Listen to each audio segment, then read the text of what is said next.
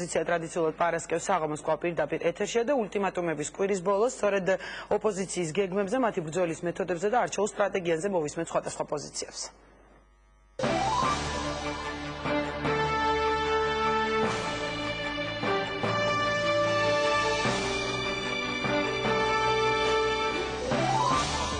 ულტიმატუმების კვირა 10 დღიანი ვადა რეფერენდუმისთვის და მზადება 9 აპრილისთვის.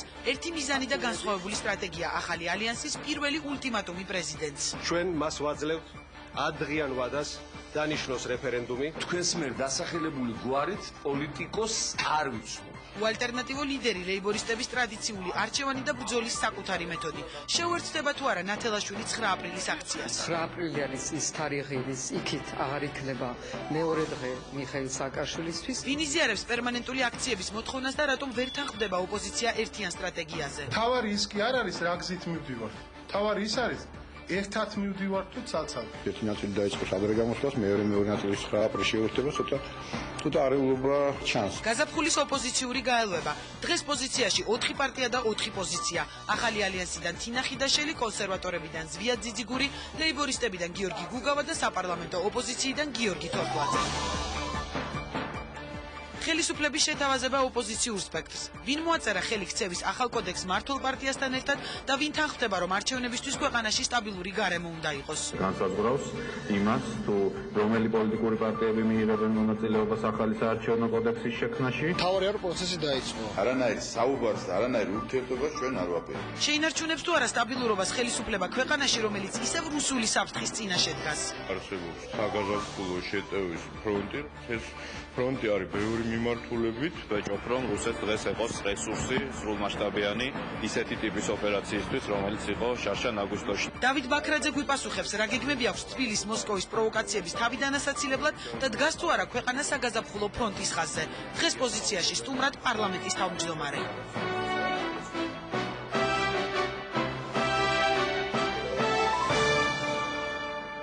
Așa ჩვენ ეთერში ვართ, სიამოვნებით წარმოგიდგენთ ჩვენ სტუმრებს. დღეს 4 სტუმარი ყავს პირველ ნაწილში. ქალბატონი თინა ხიდაშელი, ახალი ალიანსიდან, ალიანსი საქართველოსთვის, საქართველოს დემოკრატიული პარტიის ლიდერი გიორგი თორთლაძე, კონსერვატორების ერთ-ერთი ლიდერი ზვიად ძიძიგური და ლეიბორისტებიდან გიორგი გუგავა. საღამოს მშვიდობისა დიდი მადლობა პირველ რიგში 4 სტუმარს მობრძანებისთვის. მე თქვენ თავდაპირველად მოგცემთ დაახლოებით 1 წუთს, ასე ვთქვათ, იმისათვის რომ ყველამ თქვენი პოზიცია და თქვენი სტრატეგიის შესახებ მოკლე, ასე ვთქვათ, განცხადებები გააკეთოთ და შემდეგ ვისაუბროთ. ქალბატონი თინა თქვენგან დავიწყებ. ერთი ქალბატონია სტუმრებს შორის და იმედია არ მიწყენთ. ქალბატონი თინა, თქვენ აირჩიეთ ასეთი გზა, ასე ვთქვათ, მიზნის მისაღწევად, რომ 10 დღიანი ულტიმატუმი მიეცით პრეზიდენტს და მოსთხოვოთ რეფერენდუმის დანიშნა. რატომ აირჩიეთ ეს გზა და ვთქვათ არა იგივე აქციების გზა, ანუ თქვენი პოზიცია რომ გამგვიმატოთ? დიდი მადლობა პირველ რიგში, მოგესალმებით, მივესალმებით სტუმრებს და მაყურებელს პირველ რიგში. დასაწყისისთვის უნდა ითქვას, რომ ჩვენ ალიანსმა საქართველოსთვის გადავწყვიტეთ ვიყოთ პატიოსანი, თუ შეიძლება ასე ითქვას, ქართული საზოგადოების წინაშე და შევთავაზოთ ყველა არჩევანი, რაც კი ქვეყანაში კონსტიტუციით არსებობს. ერთ-ერთი ასეთი არჩევანი არის სწორედ რეფერენდუმი. ჩვენ გვინდა, რომ ჩვენი ხალხის საქართველოს მოსახლეობისადმი პატივისცემის ნიშნად გავაჩინოთ შანსი, რომ ქართულ ხალხს ვკითხოთ მათი აზრი და დამოუკიდებულება იმ ძალიან მწვავე საკითხისადმი, რომელსაც ჩვენ ყველამ ერთად ხელი მოვაწერეთ იანვრის ბოლოს ხელისუფლების შეცვლის, პრეზიდენტის გადადგომის და რიგგარეშე საპრეზიდენტო არჩევნების დანიშვნის შესახებ. ეს არის ჩვენი ურყევი პოზიცია ყოველი ჩვენთაგანის, მაგრამ ჩვენ გვჭირდება გავარკვიოთ თანხმდრია თუ არა ეს პოზიცია ქართული ხალხის ნებასთან. ეს იყო мотиваცია რეფერენდუმის შეთავაზების. ძალიან ბევრი იყო სპეკულაცია და მე დარწმუნებული ვარ, რომ ამ სტუდიაში ეს საკითხი აღარ დგას დღის ეს რიგში, იმიტომ რომ ჩვენ მე ვფიქრობ, რომ განმარტეთ, მაგრამ მაინც თუ საზოგადოებაში ვინმეს დარჩენილი აქვს კითხვები, სულ ორი სიტყვით გეტყვით, რაში მდგომარეობს ჩვენი ულტიმატუმი, რომ დასრულდეს ამ თემაზე სპეკულაცია და საუბარი. და მე გვექნება საშუალება ვისაუბროთ. პირველი ეს არის, როგორც თქვენ უკვე ბრძანეთ, ჩვენ მოვითხოვეთ ულტიმატუმის წესით რეფერენდუმის 10 დღის ვადაში დანიშნა. ანუ გამოცხადებიდან 5 მარტამდე. 5 მარტს იწურება ის ვადა, როდესაც სააკაშვილმა უნდა გამოიყენოს კონსტიტუციისთვის მინიჭებული უფლება და დანიშნოს ქვეყანაში რეფერენდუმი. ასეთი ტიპით დანიშნული, ასეთი ფორმით დანიშნული რეფერენდუმი გამორიცხავს ყველა იმ ვადებს, რომელზეც იყო მუდმივად საუბარი ამ ერთი კვირის განმავლობაში. არავის არის რეგისტრაციები და ასეთ შემდეგ არ სჭირდება. ეს შემდეგი საკითხი უბრალოდ მე განმარტავ, ჩვენ რას ვითხოვთ და რა გვინდა. 5 მარტიდან თუ კი ასეთი რეფერენდუმი ინიშნება, ულტიმატუმის მეორე ნაწილი და დავით გამყრელიძემ ეს პრეზენტაციის დროს ცალსახად განაცხადა, ჩვენ ვითხოვთ რეფერენდუმის დანიშვნას კონსტიტუციით გარანტირებულ 2 თვის ვადაში. ანუ ჩვენი ულტიმატუმი მდგომარეობს იმაში, რომ 5 მარტამდე სააკაშვილმა უნდა დანიშნოს რეფერენდუმი რიგგარეშე საპრეზიდენტო არჩევნების მოთხოვნით და 5 მაისს ყველაზე გვიან უნდა ჩატარდეს ეს რეფერენდუმი. 5 მაისს ჩვენ ყველამ ერთად თელმა ქართულმა საზოგადოებამ ხელი უნდა მოვაწევროთ არაპირდაპირ იმ დეკლარაციაზე, რომელზეც 27 იანვარს თუ არ ვცდები თარიღი თუ მეშლება შემისწორეთ, 27 იანვარს ოპოზიციურმა პოლიტიკურმა პარტიებმა მოვაწერეთ ხელი და მოვსწორეთ სააკაშვილის გაშვება და ბოლოს. ბევრი იყო საუბარი იმაზე, რომ აიო, მე ხო მაინც ითხოვდით თუ არ დანიშნა ამ შემთხვევაში ხელმოწერების შეგროვებასო. ეს ჩვენ რასაც ვითხოვთ და რაც განცხადდა ალიანსის გამოცხადების დროს არის შემდეგი, რომ თუ სააკაშვილი არ დანიშნავს 5 მარტამდე რეფერენდუმს, მაშინ 6 მარტიდან ალიანსი საქართველოსთვის იწყებს სრულიად საქართველოში პრეზიდენტის გადადგომის მოთხოვნით და არა რეფერენდუმის დანიშნვის მოთხოვნით, არამედ პრეზიდენტის გადადგომის მოთხოვნით აქციებს, შეკრებებს ქუჩაში, დარბაზში ხელმოწერების შეგროვებას ჩვენი ამოცანა 6 მარტიდან იმ დღემდე, სანამ სააკაშვილი წავა, მას გავაგონოთ ქართველი ხალხის ხმა. იმ ადამიანების, რომლებსაც აქციაზე მოსვლა არ შეუძლიათ სხვადასხვა მიზეზით ხელმოწერებით, იმ ადამიანების, რომლებიც ქუჩაში გამოვლენ, ქუჩაში ხმამაღლა ნათქვამის სიტყვით წადი.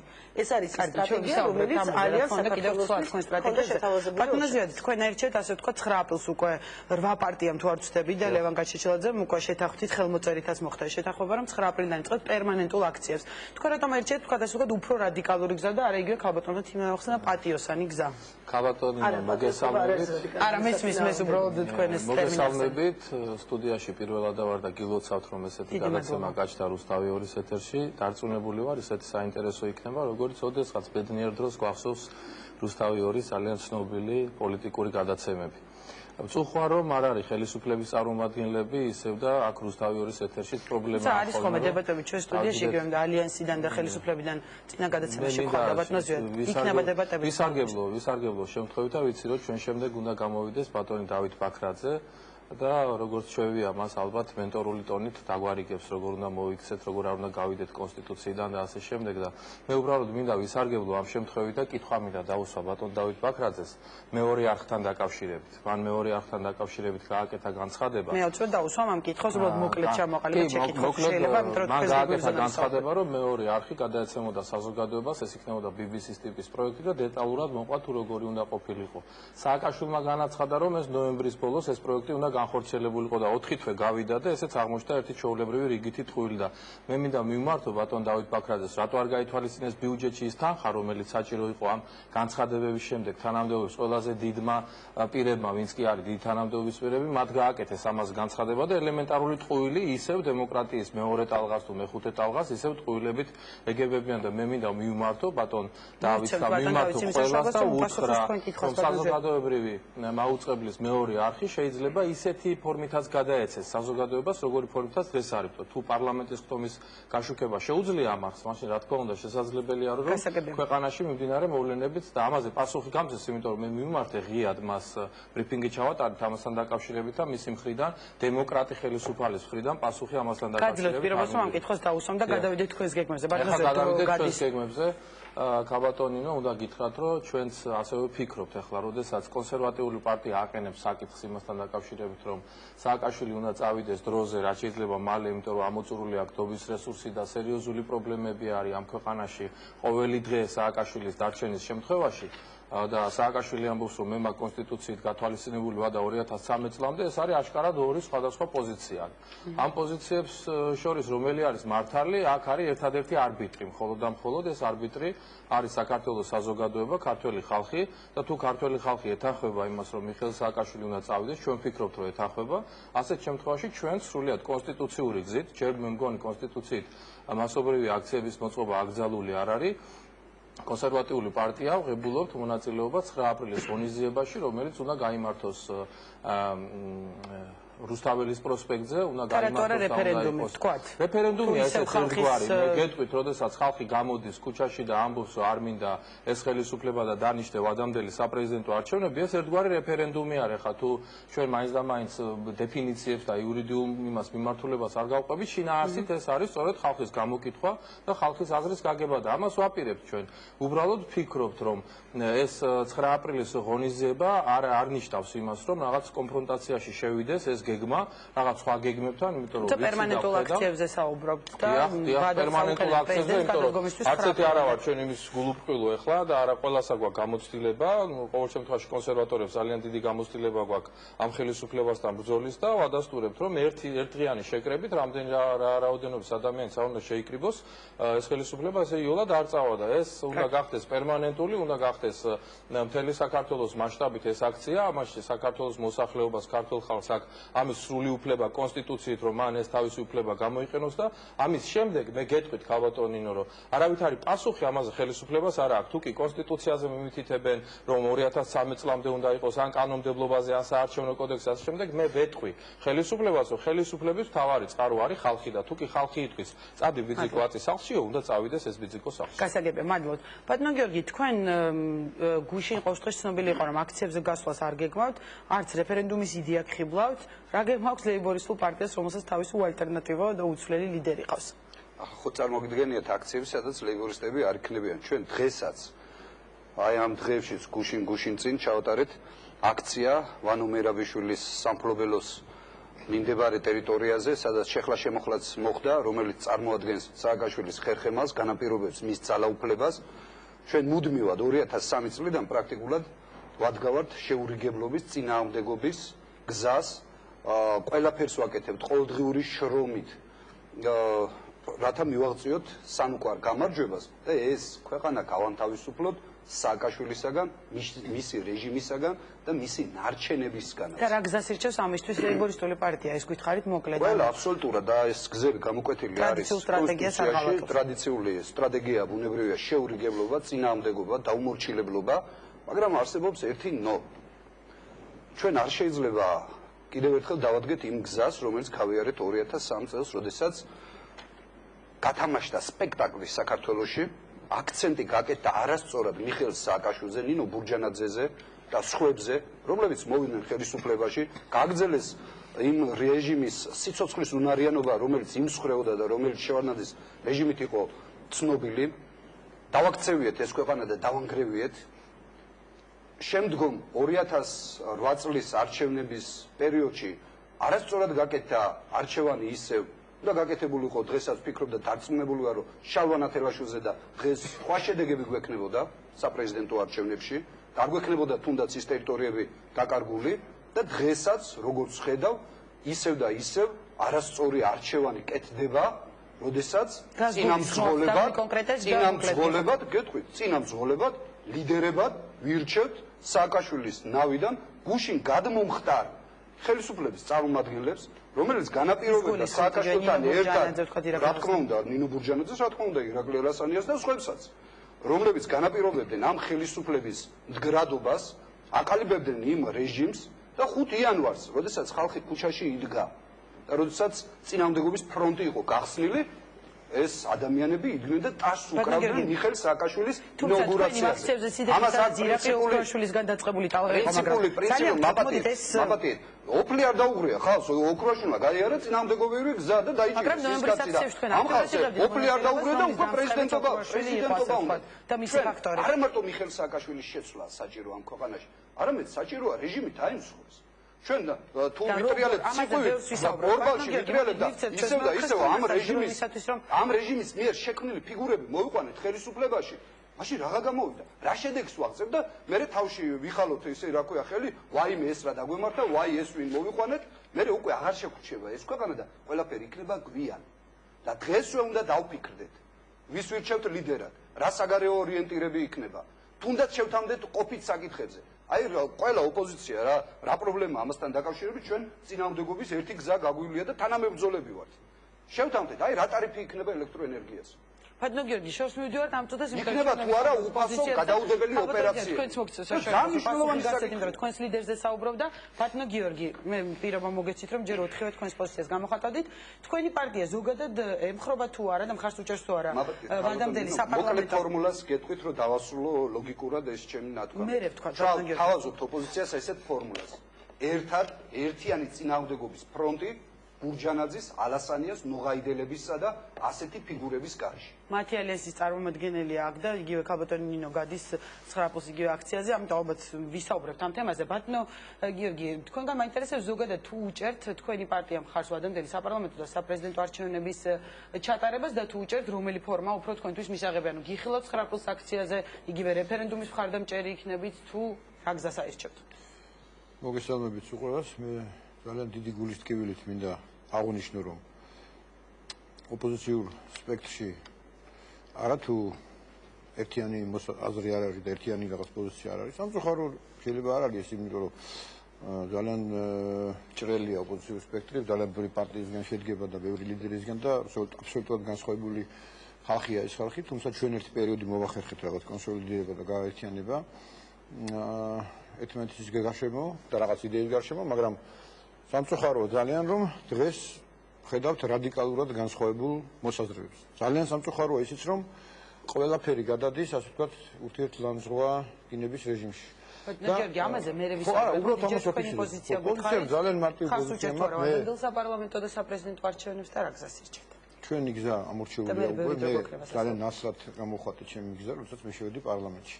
ანუ ჩვენი გზა ამორჩეული მაქვს, შევედი პარლამენტში და ვაკეთებ იმას, რის გაკეთებაც შემიძლია პარლამენტში. თვალსაჩინო პარლამენტი იყო ერთადერთი გზა იმ ხალხისთვის, რომ არ დაშლილიყვნენ და ერთ ფრაქციაში ყოფილიყავით პარლამენტში და ერთობა შენარჩუნებული იქნებოდა. მაგრამ გზა ჩვენი მარტივია. მე ძალიან დიდი ყურადღებით ვადნებ თვალყურს რა ხდება პროცესებს, სადაც იქნება ქართული ხალხი, იქ ვიქნებით ჩვენც. ქართული ხალხი თუ გამოვა იმ რაოდენობით და დიდი რაოდენობით ხალხი თუ გამოვა და დააფიქსირებს თავის დამოკიდებულებას, ჩვენ მოვითხოვთ ამ შემთხვევაში დაუჭერთ ხარს აი ამ იდეას, ეხლა უბრალოდ არ ვიცი რამდენად შეიძლება ჩემი მოსაზრება ოდნავ განსხვავებული იყოს, შეიძლება რეფერენდუმი იყოს და პლებისციტი იყოს, მაგრამ პრინციპულად განსხვავებული აზრები შეიძლება ეს არც არის, უბრალოდ ალბათ ჩემთვის უფრო მისაღები პლებისციტი იქნებოდა, მაგრამ ამას არ აქვს თავარი გამოკითხვა და ხალხს კითხო რა უნდა. მაგრამ ეს ამ იდეას დაუჭერ ხოლმე მას შემდეგ, ასე ვთქვათ, ხარს, როდესაც დავინახავ ძალიან დიდ, ასე ვთქვათ, აი ამის სურვილს და დავინახავ ამ მიტინგზე ამ სურვილს, არა ამ წუთში დღეს ახლა ხედავ სურვილს პოლიტიკური პარტიებისას, რომლებიც ამბობენ შენ წადი მე მოვალ. შენ წადი მე მოვალ. ხოთა შეიძლება მინდა გაგახსენოთ რომ აი ზოგადად გამსახურდებს, რომელსაც ძალიან დიდი მხარდაჭერა ქონდა საქართველოში, უდიდესი მხარდაჭერა ქონდა. მას არ უთქვავს კომუნისტებისთვის შენ წადი მე მოვალ. მან თქო ბანდა აიძულა ხელისუფლება, არა აიძულა ხელისუფლება დაინიშნა მრავალპარტიული გეოპოლიტიკურმა პარტიებმა სურს თუ არა აიძულა ხელისუფლება დაინიშნა მრავალპარტიული არჩევნები და ამ არჩევნებში მოუგო მათ. ამიტომ ჩვენი ხედვა ესეთია. და რაც თავარია მიტინგზე მინდა ორი სიტყვით გითხრათ. ესე იგი, რა თქმა უნდა, ყველას ნება არა, სადაც მოთი ჩაატარო მიტინგი, რამდენი ხარისხის ვთქვათ, რამდენი პარტია შეუერთდება ვიცი ამ მიტინგს, მაგრამ მე პირდაპირ შემიძლია ძალიან დაბეჭდებით თქვა, სადაც იქნება ნინო ბურჯანაძე, სადაც იქნება ნუღაიდელი, სადაც იქნება ეროსი კიწმარიშვილი, მე ასეთ მიტინგზე ნამდვილად არ მივალ და არ დავდგები. ვერ დავდგები უბრალოდ. ну შეუძლებელია ხა მე როგორ უნდა დავდგე ნინო ბურჯანაძესთან მიტინგზე ქალბატონ ბურჯანაძესთან რომელიც აი ხოთაშორის შეგიძლიათ ნახოთ ჩანაწერი მისი 9 ნოემბრისა საიძახის მე და პრეზიდენტმა მივიღეთ გაწყვეტილება მიტინგის დარღვევისა ასეთივე წარმატებით შემიძლია იმავე ასე ვთქვათ გადაცემაში გაგახსენოთ რომ თქვა იქ მიტინგზე ქვემოთ არიან რუსეთის აგენტები. ოღონდ ყველა არა რა თქმა უნდა. დაასახელოს ვინ არიან რუსეთის აგენტები. დღეს მაინც უნდა თქვას და დააფიქსიროს რომ მართლა იყო თუ არა ასე თუ არა მართლა კი არ იყო ან როდის იტყუებოდა მაშინ იტყუებოდა თუ ეხლა იტყუება 7 ნოემბრის დარბევაში მონაწილეობისას თქვა გადაწყვეტილებაში მიიღო თუ არა მონაწილეობა იმიტომ რომ როდესაც ხელისუფლება ბურჯანაძის მისამართით იქნება ბატონო გიორგი ეს პასუხისმგებლობა აქვს აღებული მაგრამ როდესაც ხელისუფლებიდან გამოდის ქალბატონი ბურჯანაძე დგება ცალკე და ეხლა მე არაფერ შუაში არა ვარ თურმე ეს ყველაფერი იმას მაგააკეთეს და მე ვარ ეხლა აქ და ახალი კურსიდან დავიწყებ ჩემ ესე ვერ მოხდება ბურჯანაძის ფაქტორი ერთლარად ნაყიდი რამოდენიმე მილიონიანი ქონება ჯერმა დაუბრუნოს ხალხს და მე განაცხადოს რომ ოპოზიციის წევრი დიდი მადლობა მადლობა. გურჯანაძის ფაქტორი მინდა ვთქვა, რომ იგი ლეიბორისტებმაც დაასახელეს, ბატონო ზია, თქვენს გვერდით უნდა იდგეს მიტინგზე, ასევე თქვენი ალიანსის გადაწყვეტილებაზე ქალბატონმა ნინომ თქვა, რომ ეს არის სააკაშვილის პროცესი, რომელშიც მონაწილეობას არ მიიღებს, ვიდრე საუბარს განვაგზავნებთ, გთავაზობთ, ნამდვილად და დავიწყებთ ამ ყველაფერზე საუბარს, გთავაზობთ იმ პოლიტიკური პარტიების ლიდერების და წარმომადგენლების განცხადებებს ძალიან მოკლეს, რომლებიც სტუდიაში არ არიან და უკვე შემდეგ შეგვიძლია ყველა პოზიცია გამოვხატოთ. გთხოვთ. დემოკრატიული მოძრაობა ერთიანი საქართველო და მისი მხარდამჭერები მონაწილეობას არ მიიღებენ ხელისუფლების მიერ ინიცირებულ არც ერთ პროცესში, მათ შორის არც საპარლამენტო არჩევნებში და არც რეფერენდუმში. როგორც საპარლამენტო არჩევნების, ასევე რეფერენდუმის ჩატარების გზა, ნებსი თუ უნებლიეთ, არის ხელისუფლებისათვის და პრეზიდენტ სააკაშვილისათვის ხელისუფლებაში ყოფნის გახანგრძლივება. სხვა არაფერი. 9 აპრილს ხალხთან ერთად არ იქნება, ის იქნება მიხეილ სააკაშვილთან ერთად და მის გვერდით. რა არგუმენტებიც არ უნდა მოიყვანონ პოლიტიკურმა სუბიექტებმა. მე ვატარებ ეროვნულ კრებას, ჩემს თანამოაზრეებთან ერთად, ეს ყველა შემთხვევაში ჩატარდება. მოუწოდებ ოპოზიციას მიიღოს აქტიური მონაწილეობა ამ ეროვნული კრების ორგანიზებაში. კაფეოდ ჩამოყალიბებული სამოქმედო გეგმის არ ქონის შემთხვევაში აქცია შედეგს ვერ მოიტანს და ხალხის დიდ იმედგაცრუებას გამოიწვევს, რაც ერთნაირად დააზარალებს როგორც ოპოზიციურ პარტიებს, ისე საზოგადოებას და რაც მთავარია, მთელ ქვეყანას. გეგმისა და სათანადო ორგანიზების შემთხვევაში კი სააკაშვილის გაშვება 9 აპრილამდეც შესაძლებლად მიგვაჩნია. ეროვნულ-დემოკრატიული პარტია მიიღეს მხოლოდ იმ ტიპის პოლიტიკურ პროცესში მონაწილეობას, რომლის მიზნის გარდა კონკრეტული გზების დასახულია, გარკვეულია და რაღაც შედეგის მოლოდინი უნდა არსებობდეს. ანუ ჩვენ ბრმად არ ვიმოძრავებთ, ჩვენთვის მნიშვნელოვანი არის ვიცოდეთ რა გზით მივდივარ და რითი ვასრულებთ ამ პროცესს. მას შესაძლოა სხვადასხვა პოზიციები და მოსაზრებები გამოითქვა. ქალბატონი თინა დავიწყოთ თქვენგან, რადგან ნინო ბურჯანიძე მანამდეც ვახსენეთ და დაგვირდით რომ ამ კითხვაზე მოგცემდით პასუხის გაცემის საშუალებას. ქალბატონი ნინო ამბობს, რომ ეს არის ერთგვარი სააკაშვილის პროცესი. ესე გამოცხადდა ამ კომენტარიდან. სხვა შეიძლება არ მქონდა ნანახი და საინტერესო. და რომ ამ პროცესში არ მიიღოს მონაწილეობას რეფერენდუმი. თქვენი მოთხოვნა ნუ ალბათ თქვენს ალიანს გულისხმობდა.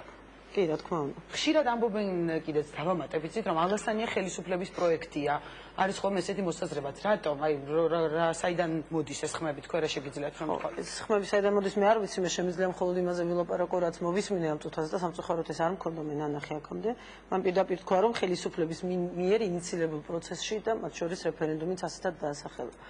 ну ზოგადად მე არ ვაპირებ აი ამ იწილობიწილოში ჩარევას და ამ დისკუსიაში ჩარევას და ამ სტუდიაში მყოფი ან ამ სტუდიაში არ მყოფი ვერც ერთი ოპოზიციური ძალა ვერ იტყვის რომ ან 9 აპრილის აქციასთან დაკავშირებით ან ეროვნული ფორუმის იდეასთან დაკავშირებით ან მაგალითად ლეიბორისტების მიერ იმპიჩმენტის პროცედურის საკითხის წამოწევასთან დაკავშირებით რესპუბლიკელებმა ერთი სიტყვა, ერთი განცხადება, ერთი წინადადება მაინც ვთქვით ან ამის საწინააღმდეგოდ, ან ამის დასაგმობად, ან გავილაშქრეთ ამის წინააღმდეგ, ან რაიმე კამპანიური პროცესი დავიწყეთ რომ ნახე როგორი ცუდები არის. ამას ჩვენ არ ვაპირებთ, საერთოდ თავისთავად ის ფაქტი, რაც ბოლო ერთი კვირა ხდება, ძალიან ნიშანდობლივია, რომ უცებ ყველა სახელმწიფო ტელევიზიის ეთერში ყველა ოპოზიციონერი ლიდერი აღმოჩნდა, იმიტომ რომ კარგი ამბავი მოხდა ქვეყანაში. მაგრამ ამას აქვს ძალიან კონკრეტული მიზეზი. გულისხმობ, მაგრამ ერთი ბიზნესთვის სხვადასხვა გზას ირჩევს, სხვადასხვა მაყურებელს და საზოგადოებას ინტერესებს, იმიტომ რომ ამ კვირაში გაკეთდა განცხადებები, თქვენ წამოაყენეთ ულტიმატუმი რეფერენდუმზე. თქვენ თქვით რომ 9 აპრილს ეს იყო ულტიმატუმების კვირა, ასევე უწოდეთ. და საინტერესო გადაცემები არ თქვენთან საკამათოდ არ მithქვამს ეს. მე ჩემს ემოციას გეუბნებით, რა შესაძლებლობა რჩება, ხო? თქვენი მოწვევისას მისგამართა. არ ყოფილა სურვილები ტელევიზიებიდან რომ ჩვენ სათითაოდ მჯდარიყავით და მოგვეყოლა ჩვენი პოზიციები. სურვილები იყო რომ ჩვენ ერთად დავმჯდარიყავით და გვეჩხუბა. რინგი გაგვემართა ოპოზიციას ერთმანეთთან. ყველა მამკვირაში გაკეთდა განცხადებები. თქვენთან არ ვკამათობ, მე ჩემს პოზიციას ვამბობ. ამიტომ ჩემთვის გაუგებარი არის რატომ ხდება ეს, თუმცა მეორე მხრივ გასაგებია რომ ქვეყანაში გამოჩნდა სააკაშვილის ხელისუფლების რეალური ალტერნატივა. ჩვენ განვაცხადეთ ეს პრეტენზია. ჩვენ განვაცხადეთ ორ ეტაპიანი პროცესი.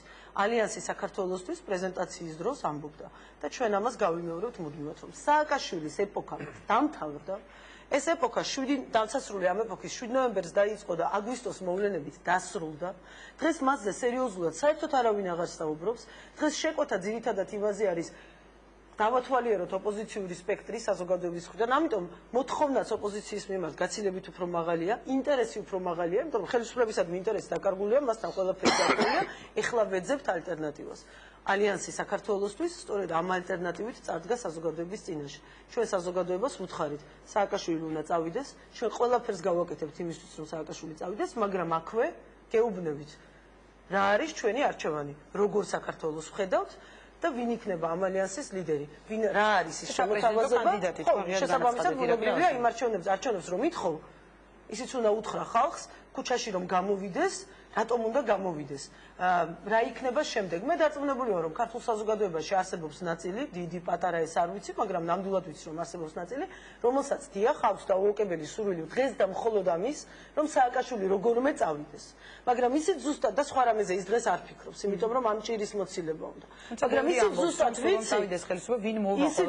ვიცი, რომ ის ადამიანების ნაწილი ადამიანების, რომელიც დღეს ამაზე არ ფიქრობს, რაც ახლა თქვენ ბრძანეთ, ზუსტად 5 წუთის შემდეგ სააკაშვილის ხელისუფლებიდან ჩამოცილებიდან 5 წუთის შემდეგ მოგვიბრუნდება ჩვენ და შეგვეკითხება რა იქნება შემდეგ. აი ბატონმა გაგამ რაც იკითხა აქ, როგორი იქნება ტარიფი ელექტროენერგიაზე, როგორი იქნება პენსია, როგორი გზა გაქვთ კონფლიქტების მოგვარების, როგორი იქნება დემოკრატიული პროცესი ქვეყანაში. ამიტომ ჩვენ ვამბობთ, რომ ჩვენ არ შეიძლება ქვეყანა დავტოვოთ, ქუჩა გაარკვევს ვინ იქნება ლიდერი მუდმივად ამ მდგომარეობაში. ჩვენ საზოგადოებასთან წარვსდექით ძალიან მყარი მაღალი პასუხისგებლობის მატარებელი განაცხადეთ. ჩვენ ქართულ საზოგადოებას ვუთხარით, რომ სააკაშვილის ეპოქა დამთავრდა, იწყება ახალი ეპოქა, ალიანს საქართველოსთვის აქვს პრეტენზია, აიღოს თავის თავზე პასუხისმგებლობა, რომ აი ამ ახალ პოლიტიკურ ეპოქაში, რომელიც უნდა დაიწყოს ხვალ, ზეგ, ძალიან მალე, გუშინ უნდა დაწყებულიყო საქართველოში, ჩვენ ამ ტვირთის ზიდვის ვალდებულებას ვიღებთ და ერთი წინადადება იმაზე, რაც მოვისმინეთ, აი ეს რაც მე მოვისმინე აქ და არა მარტო აქ თელი ერთი კვირის განმავლობაში მესმის, ჩემთვის ძალიან შემაშფოთებელია, იმიტომ რომ ის რაც მოხდა ალიანსის რეფერენდუმის განაცხადთან დაკავშირებით, ჯერ ერთ წინ არაფერი არ უდგას იმას, რომ თუ ვერ გაერკვიე, გაიგო. თუმცა ეს მომენტი არ არის, იმიტომ რომ ქალბატონმა ბურჯანაძემ კონკრეტულად ძალიან კარგად და ზუსტად იცოდა ის, რაც მე მას კავკასიის ეთერში უთხარი, მაგრამ მაინც მივიდა იქ ტყუილით შეიარაღებული ამ ტყუილის ტირაჟირების. ხოთაშორის ჩვენ ამ ეთერის შემდეგ შეთავაზეთ ქალბატონ ნინოს თქვენთან დებატებში. დიდი მადლობა თქვენ რომ მოსწევარ, მაგრამ მან უარი განაცხადა ჩვენთან დებატებზე, თუმცა ეთერში კავკასიის ეთერში მან დაადასტურა რომ დებატებისთვის მზად არის. ეს არ არის იურისტების მიერ გასარკვევის საქმე. ეს არის პოლიტიკური საკითხი და პოლიტიკური დისკუსიის და დიალოგის საგანი უნდა იყოს. როდესაც ასეთი ბრალდებებით გამოდიხარ, რაც ჩვენ ახლა აქ მოვისმენთ, რომ თურმე რეფერენდუმი არის ხელისუფლების პროექტი, პასუხისგებლობა უნდა აიღო და კითხვებზე პასუხის გაცემა უნდა შეგეძლოს. რატომ არ ნიშნავს და რატომ ვარ დარწმუნებული რომ არ დანიშნავს სააკაშვილი რეფერენდუმს. ეს იქნება ყველაზე პირდაპირი პასუხი იმაზე, რომ რეფერენდუმის მას ეშინია. მას ეშინია არა მარტო იმის, რომ ქართულ ხალხს კითხოს, იმიტომ რომ ეს ინსტინქტი არა აქვს, რომ ხალხს კითხოს, მან ხო ყველაფერი იცის რა იყოს და როგორ იყოს. მაგრამ მან იცის ზუსტად რომ წააგებს და იცით რატომ წააგებს და რეფერენდუმის გამარჯვების ფორმულა რა არის. ჩვენ ყველანი ვინც აგზივართ, ვინც აქ აგზივართ, ვინც ტელევიზორში ლაპარაკობდა რეფერენდუმის დანიშვნის შემთხვევაში ერთ წინააღმდეგობის ფრონტის ნაწილი ვხდებით. ჩვენ ყველანი სააკაშვილის წინააღმდეგ გამარჯვების კამპანიას ვიწყებთ. აქ არ იქნება კონკურენცია. საპრეზიდენტო არჩევნებში იქნება კონკურენცია, რაც არის კიდევ უფრო თუ კი ვინმეს ხელი ისევ წაუწდება, კიდევ უფრო ადვილად ხელწასაცდენია მრავალპოლარული ოპოზიციური. აი ბატონი შალვა იქნება ნამდვილად საპრეზიდენტო კანდიდატი. ირაკლი ალასანია იქნება საპრეზიდენტო კანდიდატი. ნინო ბურჯანაძე იქნება ჩვენი კონკურენტი იმ არჩევნებზე. ამიტომ რეფერენდუმი არის გამარჯვების ფორმულა. ეს არის გამარჯვების ფორმულა, როდესაც ყველა -1 და განცხადებები, ვინც 9 აპრილს აქციაზე არ მოვა. ის ჩვენი მტერია და სააკაშვილის ბანაკშია სხვა რამეების ასოცირებას ახდენს და მე ძალიან ვსუხარ როდესაც ასე იწყებს ლაპარაკს ოპოზიციებს როგორც აქამდე სააკაშვილი გელაპარაკებოდა რომ ვინ ჩემ ნავში არ ზის ის ჩემი მტერია ეს არ ნიშნავს რომ ჩვენ აქციაზე არ ვიქნებით მე ამას ამიტომ არ ვამბობ რომ მაგრამ თავისთავად ეს იდეა რო ჩნდება რომ ვინც აქციაზე არ მოვა 9-ში მაინც უკვე ჩემი მტერია ეს ძალიან სახიფათოა ამაზეც მინდა რომ პასუხი გასცეთ ბატონოზიოდი მდრეკაბესელია თქვენთან ერთად აქციაზე იდგება მაგრამ მანამდე ქალბატონი თინა საუბრობდა რომ ეს ოპოზიციის წარმომადგენლების ხედან ბოლო პერიოდში და საუბრობენ ეს ალბათ იმიტომ ხდება რომ მუდმივად თქვენს ოპოზიცია საუბრობდით იგივე ხალხის მოთხოვნაც ასეთი იყო თქვენ ამბობდით ყოველ შემთხვევაში რომ ოპოზიცია ყოფილიყო ერთიანი მე უბრალოდ მინდა კითხოთ ვიდრე ამ კონკრეტულ მომენტზე გადავალთ თქვენ ერთ-ერთ ინტერვიუში ამბობდით, რომ მე იქ არ ვიქნები, გავიხსენებ ფრაგმენტს, სადაც არ იქნება კობა დავითაშვილი, სალომე ზურაბიშვილი, ირაკლი ოქროშვილი და ლევან გაჩეჩილაძე.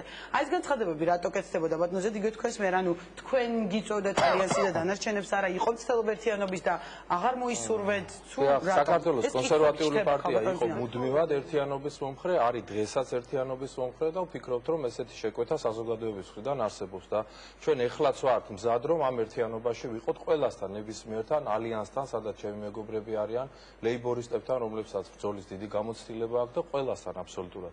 მე არ მიმაჩნია ტრაგედიად ის, რომ ეხლა პოლიტიკურ პარტიებს თუ სხვადასხვა წარმომადგენლებს პოლიტიკური სპექტრისას სხვადასხვა მოსაზრებები აქვთ. ყველაზე საგანგაშოდ ის მიმაჩნდა, როდესაც ჩაჭაობებული იყო, ასე ვთქვათ, სიტუაცია და საერთოდ არსით ხმა და არსით ძახილი არ ისმოდა. ეხლა დღეს იმდენად აქტიურია უკვე პოლიტიკური პროცესები, რომ მე ვიცი, რომ ჩვენ ერთ კონკრეტულ რაღაც შეთანხმებამდე მივართ. ეს შეთანხმება მოგონი კახაშარტამ ამბობდა უკაცო ჩაგეკითხებით, რომ კაფიო სამოქმედო გეგმა არ არსებობს და ამიტომ არ მივიღებთ მონაწილეობას. მგონი ამბობდა კახაშარტავა თუ არ ვწდები. გასაგებია, მაგრამ კაფიო სამოქმედო გეგმა ჩამოყალიბდება, ეს არ არის პრობლემა, კონსერვატიულ პარტიას გააჩნია კაფიო სამოქმედო გეგმა.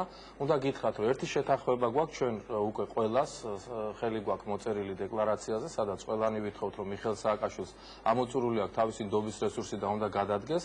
კანდიდატებთან დაკავშირებით, რაც შემიძლია გითხრათ, რომ ჯერ კანდიდატების არენაზე გამოსვლის დრო არ არის, კონსერვატიულ პარტიას მინდა გითხრათ, რომ ჩვენ ვართ საპარლამენტო რესპუბლიკის მომხრე, სხვათა შორის საგურამოს მანიფესტში ჩვენ დავაფიქსირეთ კონსერვატიულმა პარტიამ ჩვენი პოზიცია ამასთან დაკავშირებით, ჩვენ საპრეზიდენტო კანდიდატი არ გვეყოლება და არც დაუჭერთ ხარს რომელიმე იმ კანდიდატს, რომელზედაც ეხლა დღეს აქ იყო ჩამონათვალი და ლაპარაკი. ჩვენ ვფიქრობთ, რომ ეს ქვეყანა უნდა იყოს საპარლამენტო მოწყობის და ესეთი ხედვები გვაქვს, მაგრამ ეს ხელს არ გვიშლის იმაში, რომ ერთიანი ფრონტი, ერთიანი წინააღმდეგობის, რაღაცა კოორდინირებული წინააღმდეგობის მექანიზმები შეიქმნას იმისათვის, რომ ყველა მერთად მოახერხოთ მიხეილ სააკაშვილის ხელისუფლების მშვიდობიანად გაშვება. აუცილებელია ჩამოვყალიბდეთ იმაზე, რა იქნება ამ ხელისუფლების შემდეგ. ეხლა ხელისუფლების დარჩენები ხელისუფლების შემდეგ და თქვენ თქვით, რომ არც ერთ კანდიდატს ხარს არ დაუჭერთ. ამ დროს მოთხოვნა არის საპრეზიდენტო არჩევნები. ეს ამდენ თანმიმდევრულია. მოგახსენებთ, ეს არის ძალიან თანმიმდევრული, იქიდან გამომდინარე, რომ ჩვენ უნდა დავწეროთ აღარ იყოს პრეზიდენტი, მერე თუ არა, ჩვენი მიზანია სისტემა უნდა შეიცვალოს მთლიანად, ეს სისტემა არის უვარგისი, ამ სისტემამ შვა ძალიან ბევრი უსამართლობა და კიდე რამდენ უსამართლობას შობს ეს ჩვენ არ ვიცით, ამიტომ ჩვენი აზრი არის და ვაფიქსირებთ კონსერვატიული პარტიის პოზიციას. ჩვენ ყველა ოპოზიციურ პარტიასთან ერთად უნდა დავაფიქსიროთ გარდამავალი დებულებები კონსტიტუციის, სადაც აუცილებლად ცვლილებებთან დაკავშირებით უნდა შევთანხმდეთ, თუ როგორ უნდა ჩამოვაცალოთ ძალაუფლების ნაწილი აღმასრულებელ ხელისუფლებას და საკანონმდებლო ხელისუფლებას გაუზარდოთ ეს ძალაუფლება. ეს არის ძალიან მნიშვნელოვანი ჩვენთვის და ვფიქრობთ, რომ ამ მიმართულებით უნდა წავიდეს საქმე. რაც შეეხება იმას, თუ როგორ უნდა ავიღოთ გარანტიები იმისი, რომ ხვალ და ზეგ ჩვენ არ მივიღოთ მიშა 2 ან მიშა 3 ან რაღაცა და ასე შემდეგ, ამასთან დაკავშირებითაც ჩვენ უნდა მოვიფიქროთ ყველამ ერთად, სხვათა შორის იმ პარტიებმაც და იმ ალიანსებმაც, რომლებიც სხვადასხვა რეჟიმში მუშაობთ და სხვადასხვა ხედვები გვაქვს საკითხებთან დაკავშირებით, მაგრამ ეს აუცილებლად უნდა ჩავ. თავარი არის ერთი. თავარი არის, რომ დღეს ის დათვი დარბის ტყეში, რომელი დათვიც არის გასატყავებელი და ამას უნდა მივხედოთ ყველამ. მიხეილ სააკაშვილი გადადგომას არ აპირებს, ამას ყველანი ძალიან კარგად ხედავთ და ერთადერთ შემთხვევაში შესაძლებელია.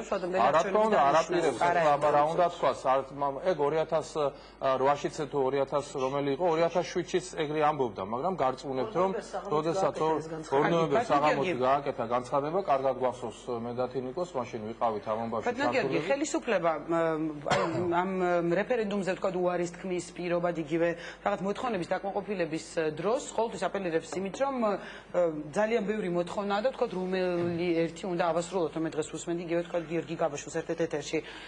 თქვენ ამბობდით, რომ ერთიანობა საჭირო იყო და იგივე დღეს დაშლილია, ასე ვთქვათ, სხვადასხვა პარტიებად ოპოზიცია. მიგაჩნიათ, რომ იგივე თქვენ მომხრე ყავთ, რომ პარლამენტში შესულიყო, ვთქვათ, ამ შემთხვევაში უფრო ძლიერი იქნებოდა და თქვენი მოსაზრებაც მაინტერესებს ამაზე, რომ იგივე მოთხოვნებზე, ვთქვათ, უფრო იოლი იქნებოდა ხელისუფლებასთან დიალოგი ან მათი დიდი მოდიში ხო სულ ერთიანებას ვიტყვი ამაზე. კარგია რომ თქვენ გაიხსენეთ გოკას დღევანდელი გამოსვლა, იმიტომ რომ მე ბაქრაძისთვის ბოლოს მინდოდა ამ კითხვის დატოვება. პირველ რიგში თუ იზიარებს ამ განცხადებას მინდა კითხოთ და თუ იზიარებს, მაშინ ჩვენ მარტივი პასუხი გვაქვს ამაზე. ჩვენ ყველამ ხელი მოვაწერეთ სააკაშვილის გადადგომაზე. ამაში ერთიანი ვართ. თუ ეს არის მათი ერთადერთი წუხილი, რომ აი ფორმების სხვადასხვა აქვს და რა ვქნათ რეფერენდუმი დავნიშნოთ თუ მიტინგის გებართვა გავცეთო, იქნებ კითხოთ, სადაც შეთანხმებულები ვართ, ეს პრობლემა ხომ მოგვარებულია და იქნებ წავიდეს ის კაცი და მე გავარკვევთ ჩვენ როგორმე ერთმანეთში მოვრიგდებით რეფერენდუმი აღარ დაგჭირდება ბუნებრივია და სხვა გზებს სავარჯიშო ბოდიში მე აბსოლუტურად გაუცებული ვარ ხამ განცხადებით, იმიტომ რომ გასიშად ბევრი მოთხოვნებია. თუ ბევრი მოთხოვნებია და ბევრი მოთხოვნა თუ ითვალი თუ ან არ უნდა ასე ვთქვათ იღებდნენ ამ მოთხოვნებს, მიუღებელი უნდა იყოს შენთვის მოთხოვნები. ან ბევრია თუ ცოტა და თუ მისაღებია ბევრია შესაძლებელია. ეს არის აბსოლუტურად ჭეშმარიტება. თუ არ არის მისაღები, ნუ თქვა რომ იყოს რადიკალური მოთხოვნები, იმიტომ რომ პრეზიდენტი დაინიშნოს თავისთავად მიდგომა რომ ესე იგი ბევრი მოთხოვნები არნიშნავს იმას, რომ ყველა უსამართლოა, ხო? ანუ თქვა რომ ყველა უსამართლოა და არ ვითანხმება. ანუ თქვა რომ კი ბატონო, მაგრამ ბევრი თუა, ბევრი უნდა შეასრულოს. ესე რაც შეეხება თქვენ კი რამ კითხეთ ბოლოს ესე იგი ერთიანობაზე საუბრობთ იმიტომ რომ იგი პარლამენტში რო ყოფილიყავით თქვენ ამ მოთხოვნის შესრულებამდე მისვლა და გზა ასე ვთქვათ უფრო მარტივი იქნებოდა და იგივე პარლამენტში როცა ვიყავით არავის არ შეუშლია ჩვენთვის ხელი ქუჩაში გამოსვლა მოხდა პარლამენტიდან სწორედ პარლამენტის დეპუტატები ვიყავით ხოთაშორის სულ ყველანი რომელიც გამოდიოდით ყველა არა მაგრამ ნუ ვიც ვიყავით დეპუტატები ყველა მთელი ჩვენი ასე ვთქვათ დემოკრატიული ფრონტი ესე ერქვა ჩვენ ფრაქციას. სულ ყველანი ვიყავით ქუჩაში და ვიყავით დაახლოებით წელიწად ნახევარი ბოიკოტის რეჟიმში და ქუჩაში. ასე რომ ქუჩაში გასვლა, პარლამენტში შესვლა არ ნიშნავს იმას, რომ ქუჩაში ვერ გახვალ. ეს აბსოლუტურად არ არის სწორი. და მე ამ ნიშნებს ვხედავდი ძალიან კარგად, ვხედავდი ახლა აღარ მინდა ხა კიდევ ჩაუღმავდეთ ახლა მეც მივიღო მონაწილეობა იმაში, რომ კიდევ ახლა ურთიერთბრალდებები ვინ იქნა ეს და როგორ მოხდა ეს გაერთიანებული დაშლა აღარ მინდა ამასთან ლაპარაკი, მაგრამ ერთი რამე შემიძლია თქვა კიდევ ერთხელ გავიმეორო.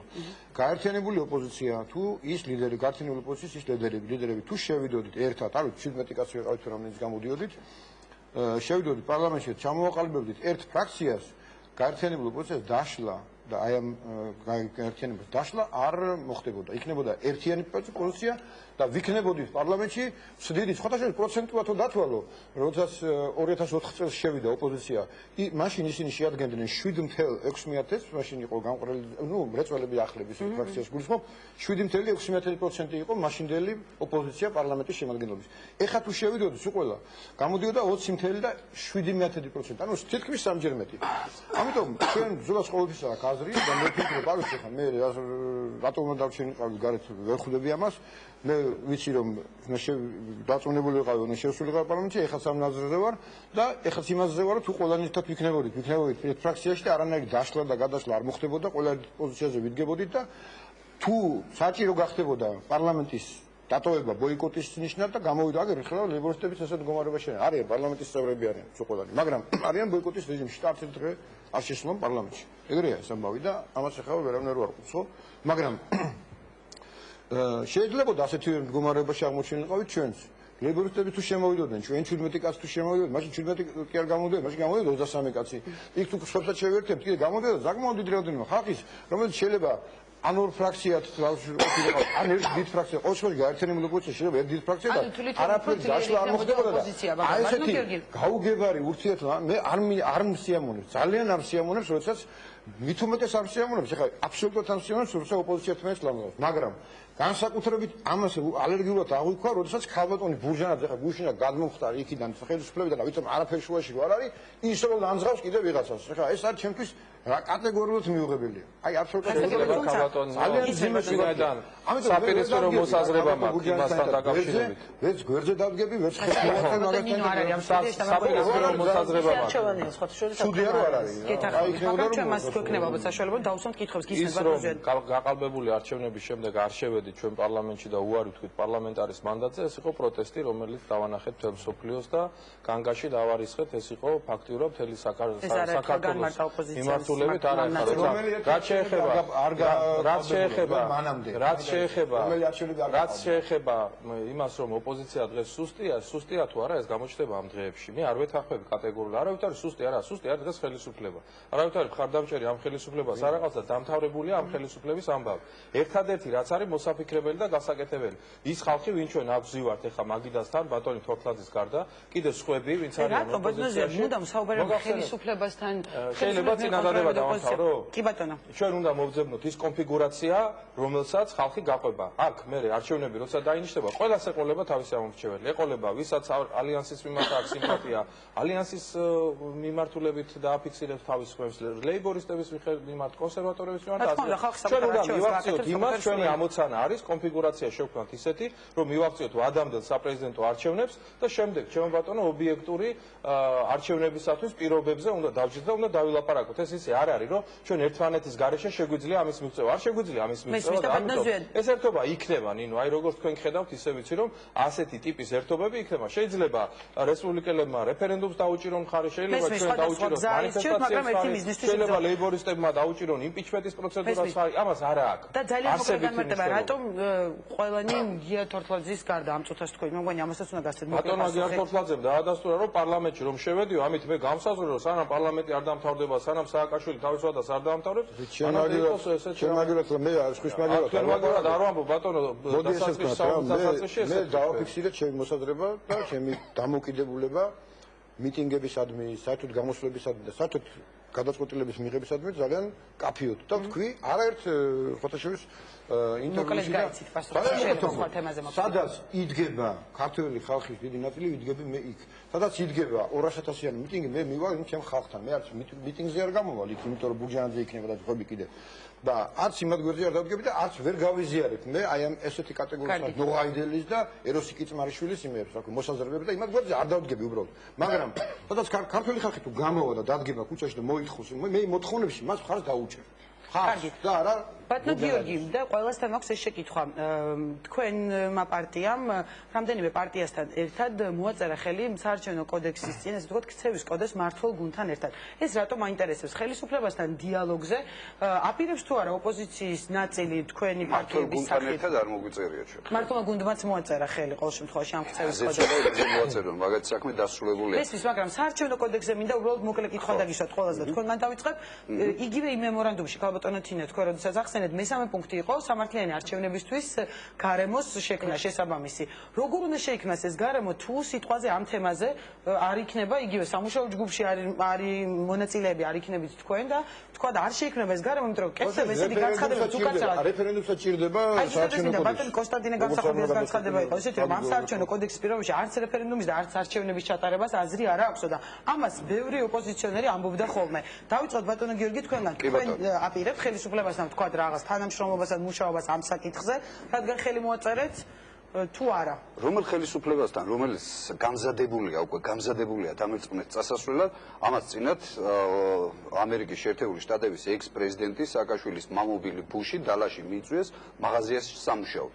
აი თუ პასუხისმგებლობას გაიქცა სააკაშვილი აქედან დაახლოებით ესეთ სამუშაოს შეთავაზებენ აუცილებლად მას რომ მოიწვიოს კლიენტები მაღაზიაში, თუმცა დახთან დაყენება მისი არ შეიძლება, იმიტომ დააქცევს იმ მაღაზიას. ეს ხელისუფლება არის დასრულებული, ბოლო დღეებს ითვლიან, იმიტომ გახკივის ყოველ დღე არსაც წასვლას არ ვაპირებ, არსაც წასვლას არ ვაპირებ. მესმის, მაგრამ საარჩევნო კოდექსის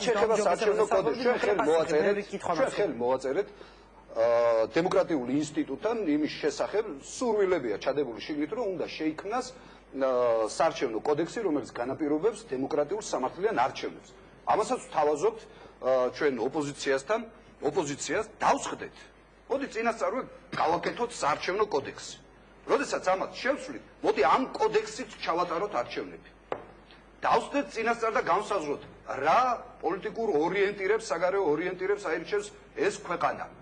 როგორ ვაპირებთ ამ რეჟიმის შეცვლას? რა იქნება ზეგანაც თქვი ქალბატონმა თინამ გაიმეორა, ტარიფი რა იქნება, პენსია, საარსებო მინიმუმი რა იქნება, რა უშველოდ მილიონამდე ამ ქვეყანაში ცხოვრობს ოფიციალური სტატისტიკით მილიონამდე ადამიანი, რომელიც სიღატაკის ზვარს ქვემოთ იმყოფება, ანუ აქ გამოკვების პრობლემა და კვდება უწამლობით, შიმშილით, ვერ მიყავს ბავშვი სკოლაში, ვერ ყიდულობს წიგნებს. ამ პრობლემებზე წინასწარ უნდა შევთანხმდეთ და კიდევ ერთი დათქმა. 2003 წელს იყო ესეთი განწყობები, ოღონდ შევარდნაძე არა და ვინც გინდა მოვიდეს. მოვიდა უარესი, დაგვაქცია თავზე ქვეყანა, დაშალა ის, ჩამოყალიბა რეპრესიული რეჟიმი, შეიწირა მრავალი ადამიანის უდანაშაულო ადამიანის სიცოცხლე. კარგით. და თუ ჩვენ წინასწარ არ შევთანხმდებით მაპატიეთ და გავხდებით მონაწილე ნებსი თუ უნებლიეთ, ვიღაცის მიერ დანიელ ფრიდის იქნება თუ ვიღაცის მიერ დადგმულ სპექტაკლში და გავაფორმებთ და მოვიყვანთ მიშა ორს მიშა სამს თუ რაღაც უბედურებას კიდე ხისობრივად არ შეიცვლება ამ ქვეყანაში სიტუაცია. იგივე მოვა, რა მნიშვნელობა შეიძლება ცოტა დალაგებული იყოს, ცოტა დალაგებულად ილაპარაკოს, მაგრამ გაგრძელდება ქვეყანაში იგივე პროცედურა, როდესაც ნახეთ, დღეს ჩვენ სუვერენიტეტი დაკარგულია. სუვერენიტეტი მარტო დროშა კი არ არის და ჰიმნი არ არის. მოკლედ ჩამოაყალიბეთ. ჰიმნი არ არის მარტო დამოუკიდებლობა და სუვერენიტეტი ნიშნავს, როდესაც დამოუკიდებლად აპერირებს საერთაშორისო არენაზე. ჩვენს გარდა, ამ ქვეყნის ლიდერის გარდა, რომელსაც არავინ არ იღებს და ბარსელონას ცარიელ სტადიონზე დარბის და იმ შემდეგ წააგო იმ გუნდმა, ნახეთ რა ფეხი და ჩვენთვის რას გააკეთებს, ხო წარმოგიდგენია? თქვენი პოზიცია. გიჟივით დარბის რა უნდა და სტადიონზე პრეზიდენტი. ჩვენ როდესაც ირაკლი ალასანია ახსენა ისო ბატონმა გიორგი მოკლედ ვიტყვი და კიდევ ერთხელ ერთიანი ფრონტი გავშალოთ, წინასწარ შევთანხმდით ამ საკითხებზე, უნდა ავირჩიოთ ანტიმიშა უნდა ავირჩიოთ. ისეთი ლიდერი უნდა ავირჩიოთ, რომელიც ამ წლების მანძილზე იყო შეუპოვარი მასთან ბრძოლაში. შეუპოვარი და ამავე დროს გარანტი იქნება ის, რომ იგივე არ გაგრძელდება ამ ქვეყანაში. იგივე უბედურება. და ვარი უნდა ვთქვათ, გუში გადმოხვდარ ლიდერებს. ხომ არ იყო ერთგვარი დათმობა იგივე რესპუბლიკელების მხრიდან, ბატონო მზიოდმაც ახსენა საპარლამენტო რესპუბლიკა, მანამდე თქვენ ციტხოდით ამას, შემდეგ უკვე ძლიერი პრეზიდენტი, ძლიერი პარლამენტი გახდა და საპრეზიდენტო კანდიდატი დაასახელეთ. არის სულ საუბარი იმაზე, რომ თქვენ როდესაც 5%-იანი ბარიერი ვერ გადალახეთ, ხომ არ ეძებდა იგივე რესპუბლიკური პარტია ერთგვარ ლოკომოტივს და ეს ხომ არ აღმოჩნდა ირაკლი ალასანია. ეს კითხვები ჩდება და მინდა ამაზე მოკლე პასუხებით თუ არ შემოვიფარგლებთ, უკვე სრულდება ჩვენი დრო. კი, ოღონდ იმდენი კითხვა დასვით, რომ ხა ნახევარ წუთში ვერ გიპასუხებ, მაშინ ცალკე მომიცეს და ლოკომოტივი თქვენი პარტიისთვის. პირველ რიგში მე პირველად როდესაც ითქვა გავატარეთ და შევეცადე პასუხი არ გამეცადა. არც ახლა არ ვაპირებ ბატონი გაგასთვის პასუხის გაცემას ესე პირდაპირ და ოპონირების რეჟიმში, თუმცა აუცილებლად უნდა ითქვას ის, რომ როდესაც ლაპარაკია რეჟიმის მიერ შექმნილ ადამიანებზე და ესეთი ტერმინი იყო, ფრაზა იყო გამოყენებული. ირაკლი ალასანია ქართულმა საზოგადოებამ გაიცნო პანკისის ოპერაციით და ეს არ უნდა დაგვაუწყდეს. ის არ არის სააკაშვილის მიერ შექმნილი ადამიანი და ის იყო ბრძოლის რეჟიმში სააკაშვილის ხელისუფლებასთან და სწორედ ამიტომ მოხდა მისი გამწესება იქ სადაც იგი გაამწესეს ნიუ-იორკში გაეროს მე ხო არ გაწყვეტინებთ ბატონო არც ერთხელ ბრძოლის რეჟიმში იყო ირაკლი ალასანია სააკაშვილის რეჟიმთან არც ერთხელ მე თქვენთვის არ შემეწყვეტინებია ხო დავასრულებთ მე ვილაპარაკო და გავიხსენოთ მონადირის ამბები გავიხსენოთ კოდორის მოვლენები ესე არ არის ყველამ პასუხი უნდა გასცეს და მე არ ვაპირებ ირაკლი ალასანიას ადვოკატობას მას ეს არ სჭირდება ჩემზე უკეთ შეუძლია საკუთარი პოზიციის გამოხატვა დღეს ამისი საშუალება მას ჯერჯერობით არ მისცემია დაბრუნდება ის საქართველოში და აუცილებლად გასცემს ამ კითხვას პასუხებს. თუმცა ეს არის ძალიან მნიშვნელოვანი, როდესაც ჩვენ ვაკეთებთ პარალელებს და ვსაუბრობთ ამა თუ იმ ადამიანზე, არ უნდა მივაწოდოთ ხალხს, მე ისევ ამბობ, მე არ ვაპირებ შეფასებებში შეწინააღმდეგებას. ყველა ადამიანს აქვს უფლება ის აზრი ქონდეს, რომელიც მას აქვს და მე იმ ადამიანებს ვეკუთვნი და ისეთი სახელმწიფო მინდა, სადაც ადამიანებს პირში და ყელში არ ეცემიან იმის გამო, რომ რაღაცა განსხვავებული აზრი აქვს. მაგრამ ტყუილის ტირაჟირება არ არის შეფასება და ირაკლი ალასანია რეჟიმის მიერ, სააკაშვილის რეჟიმის მიერ შექმნილი ადამიანი არ არის, მან ყველაზე მეტად ქართულ ხალხს საკუთარი თავი დაანახა და ამახსოვრა შევარდნაძის რეჟიმის შექმნილი გამოდის ქალბატონო თინა თუ რეჟიმებზე და მთავრობებზე ვსაუბრობთ ის მუშაობდა სისტემაში და ამას არავინ არ გალავს და არ უარყოფს რა თქმა უნდა ის იყო ქართული უშიშროების შექმნის სათავეებთან დიახ ძალიან ახალგაზრდა პატარა ბიჭი იყო როდესაც მან ეს დაიწყო ირაკლი ჩემი ჯგუფელია და მე მას ძალიან კარგად ვიცნობ და ბავშვობიდან შემიძლია გითხრათ თქვათ როგორი ინტერესების სურვილები და შესაძლებლობები ჰქონდა ზოგადად როდესაც ეს ასაკზეა ხოლმე კი ამიტომ ახლა ამაზე არ ვაპირებ ლაპარაკს რაც შეეხება ქალბატონო ჩვენო გვარდებდნენ 7 ნოემბერს მაპატიეთ საძალე ჩვენ გვარდებდნენ 7 ნოემბერს ირაკლი ალასანია იყო საქართველოს ელჩი გაეროში და იცავდა საქართველოში ტერიტორიულ მთლიანობას აფხაზეთის საქართველოში სამართლებრივ საქართველოში ყოველ დღე 5 იანვარს ინაუგურაცია რომ მიმდინარეობდა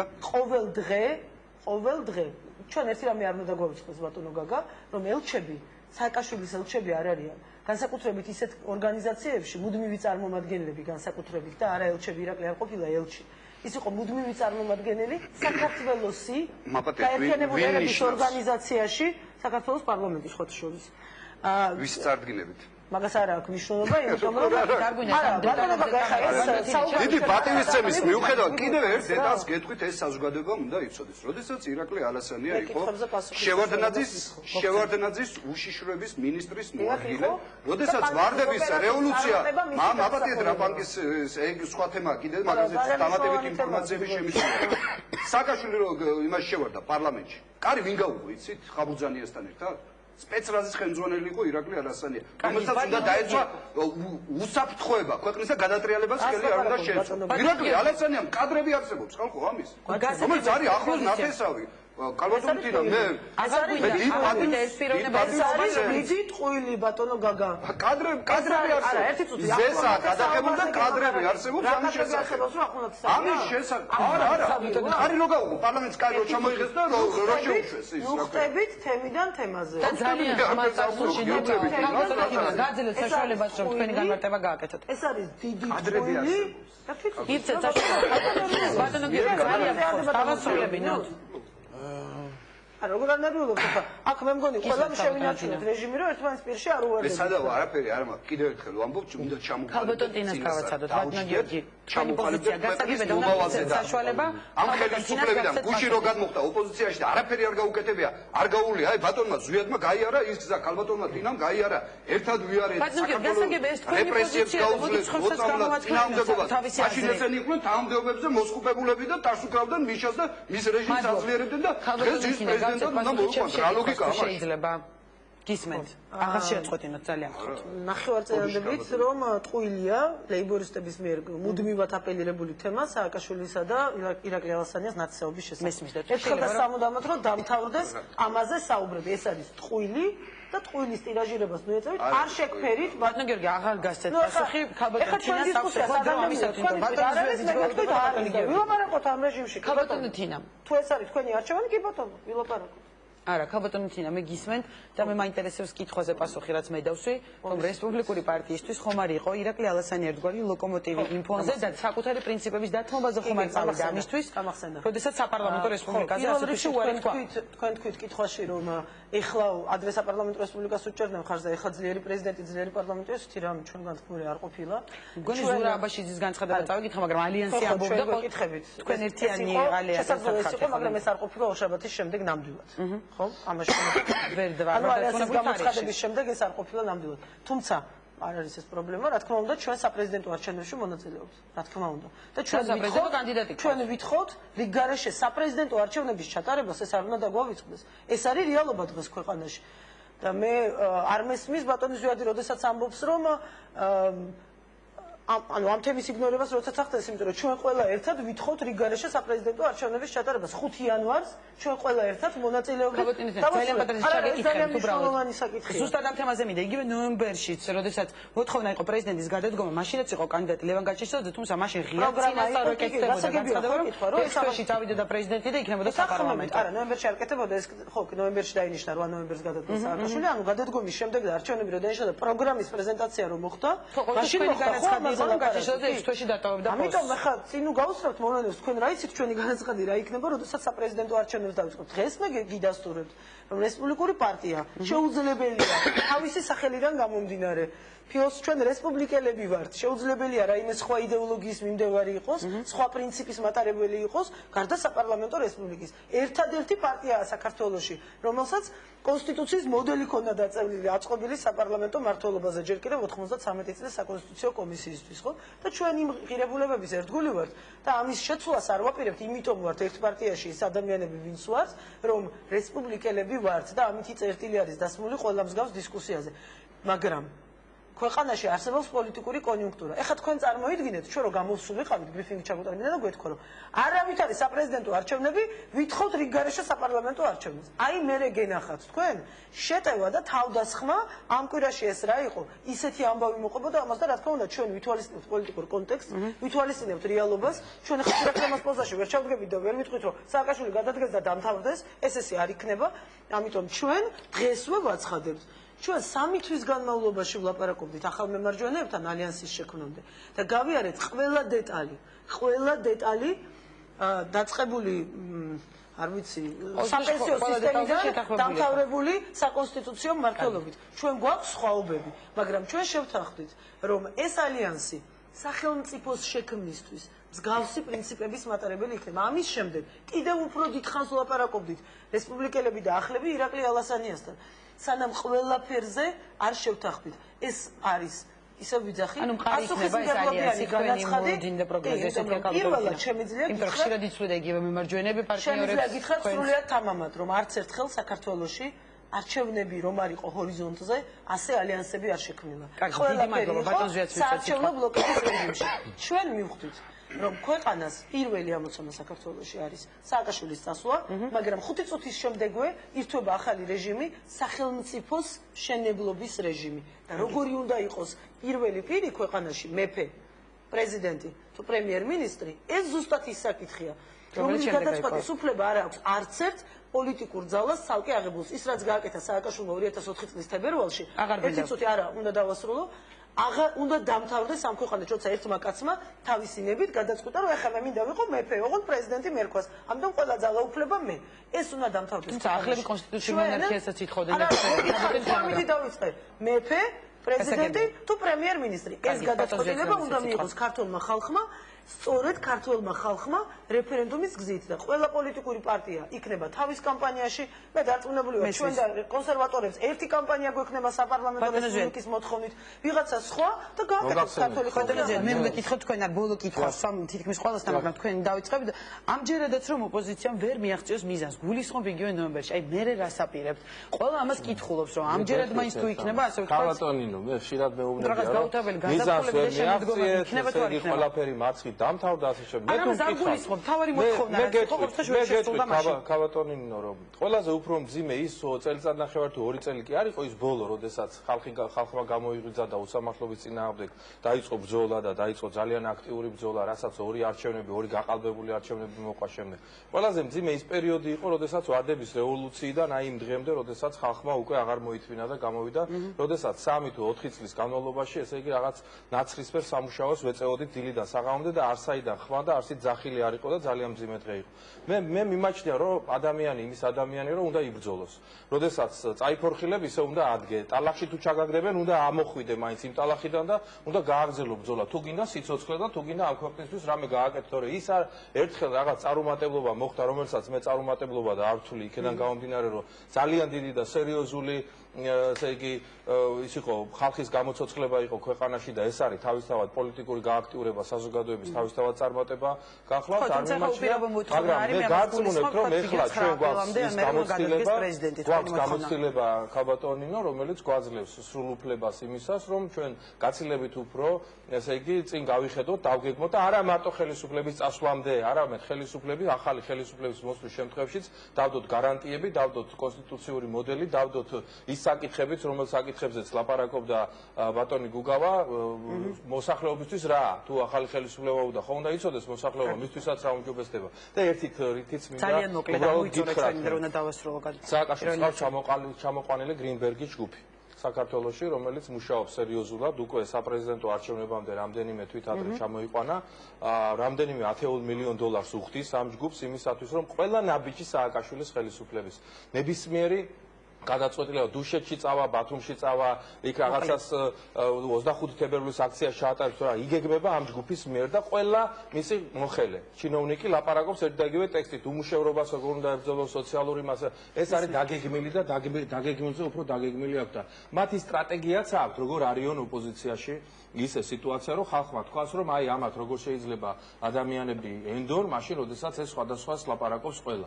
ამიტომაც ჩვენ აუცილებლად მოგვიწევს ალიანსთანაც, ლეიბორისტებთანაც, სხვა ორგანიზაციებთანაც, რომ ამაზე შევთანხმდეთ და ჩვენი საერთო ტაქტიკა იყოს. მე მინდა ტელემაყურებელს უთხრა, რომ თავარი ერთობა არის მიღწეული მიხეილ სააკაშვილის გადადგომასთან დაკავშირებით, დანარჩენი ყველაფერი ტაქტიკის საკითხი აბსოლუტურად თინა ამბობს, რომ აქციები გვექნება ჩვენ 9 აპრილამდე, ჩვენც გვექნება 9 აპრილამდე აქციები და ხშირად გადაიკეთება, დარწმუნებული ვარ. და ერთი მინდა ესეთი თბილი ლუკმა არის ეხლა ბატონი დავით ბაქრაძე თქვენთან ეთერში მინდა ვკითხო მუდმივად როცა ლაპარაკობს ქალბატონ ნინო ბატონი ბაქრაძე სოციალურ საკითხებზე დღეს დამირეკეს და 2 დღის წინ შეუწყვეტიათ დიაბეტიან ბავშვებზე დახმარების პროგრამა, რომელიც მუშაობდა ძალიან ბევრი წლის განმავლობაში და მსოფლიოს ყველა ქვეყანაში მუშაობს და იქნებ კითხოთ რატომ დაჩაგრეს დიაბეტიანი ბავშვები და რატომ კითხები ბატონ გიორგი გაძრეს ბოლოს სიტყვას და უნდა დავასრულო ძალიან მოკლედ დრო ამოწურულია. მე ვფიქრობ რომ ძალიან ვისაუბრეთ უკვე ბევრი. მე ისევ იმაზეც უბრუნდები და ისევ საკითხს უბრუნდები,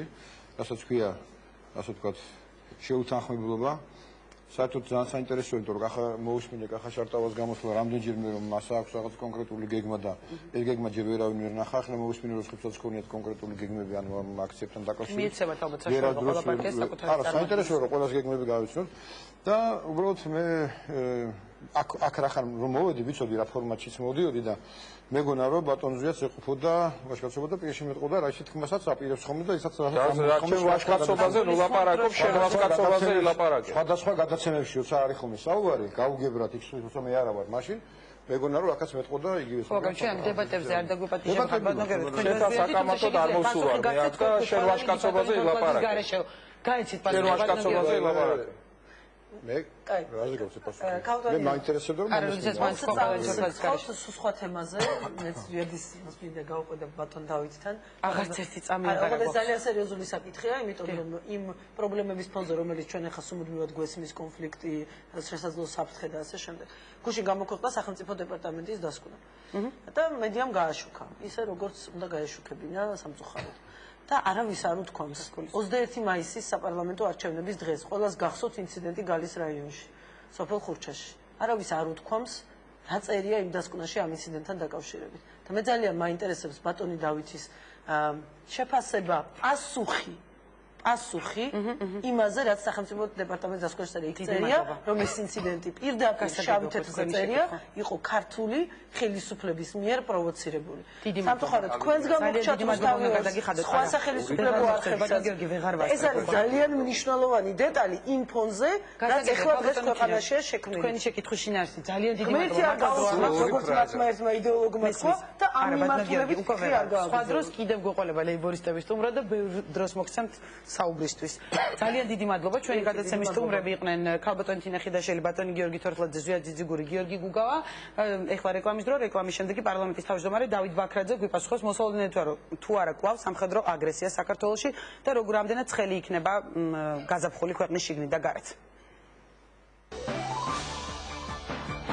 ხელისუფლების შეთავაზება ოპოზიციურ სპექტრს. ვინ მოაწერა ხელი ქცევის ახალ კოდექს მართლ პარტიასთან ერთად და ვინ თანხმდება, რომ არჩევნებისთვის ქვეყანაში სტაბილური გარემო უნდა იყოს. განსაზღვრავს იმას, თუ რომელი პოლიტიკური პარტიები მიიღებენ მონაწილეობას ახალი საარჩევნო კოდექსის შექმნაში. თავი არ პროცესი დაიწყო. არანაირ საუბარს და არანაირ ურთიერთობას ჩვენ არ ვაპირებთ. შეინარჩუნებს თუ არა სტაბილურობას ხელისუფლება ქვეყანაში, რომელიც ისევ რუსული საფრთხის წინაშე დგას. არსებობს საგაზაფხულო შეტევის ფრონტი, ეს ფრონტი არის ბევრი მიმართულებით. ვეჭობ, რომ რუსეთს დღეს ეყოს რესურსი სრულმასშტაბიანი ისეთი ტიპის ოპერაციისთვის, რომელიც იყო შარშან-აგვისტოში. დავით ბაქრაძე გვიპასუხებს, რა გეგმები აქვს თბილის მოსკოვის პროვოკაციების თავიდან ასაცილებლად და დგას თუ არა ქვეყანა საგაზაფხულო ფრონტის ხაზზე. დღეს პოზიციაში სტუმრად პარლამენტის თავმჯდომარე.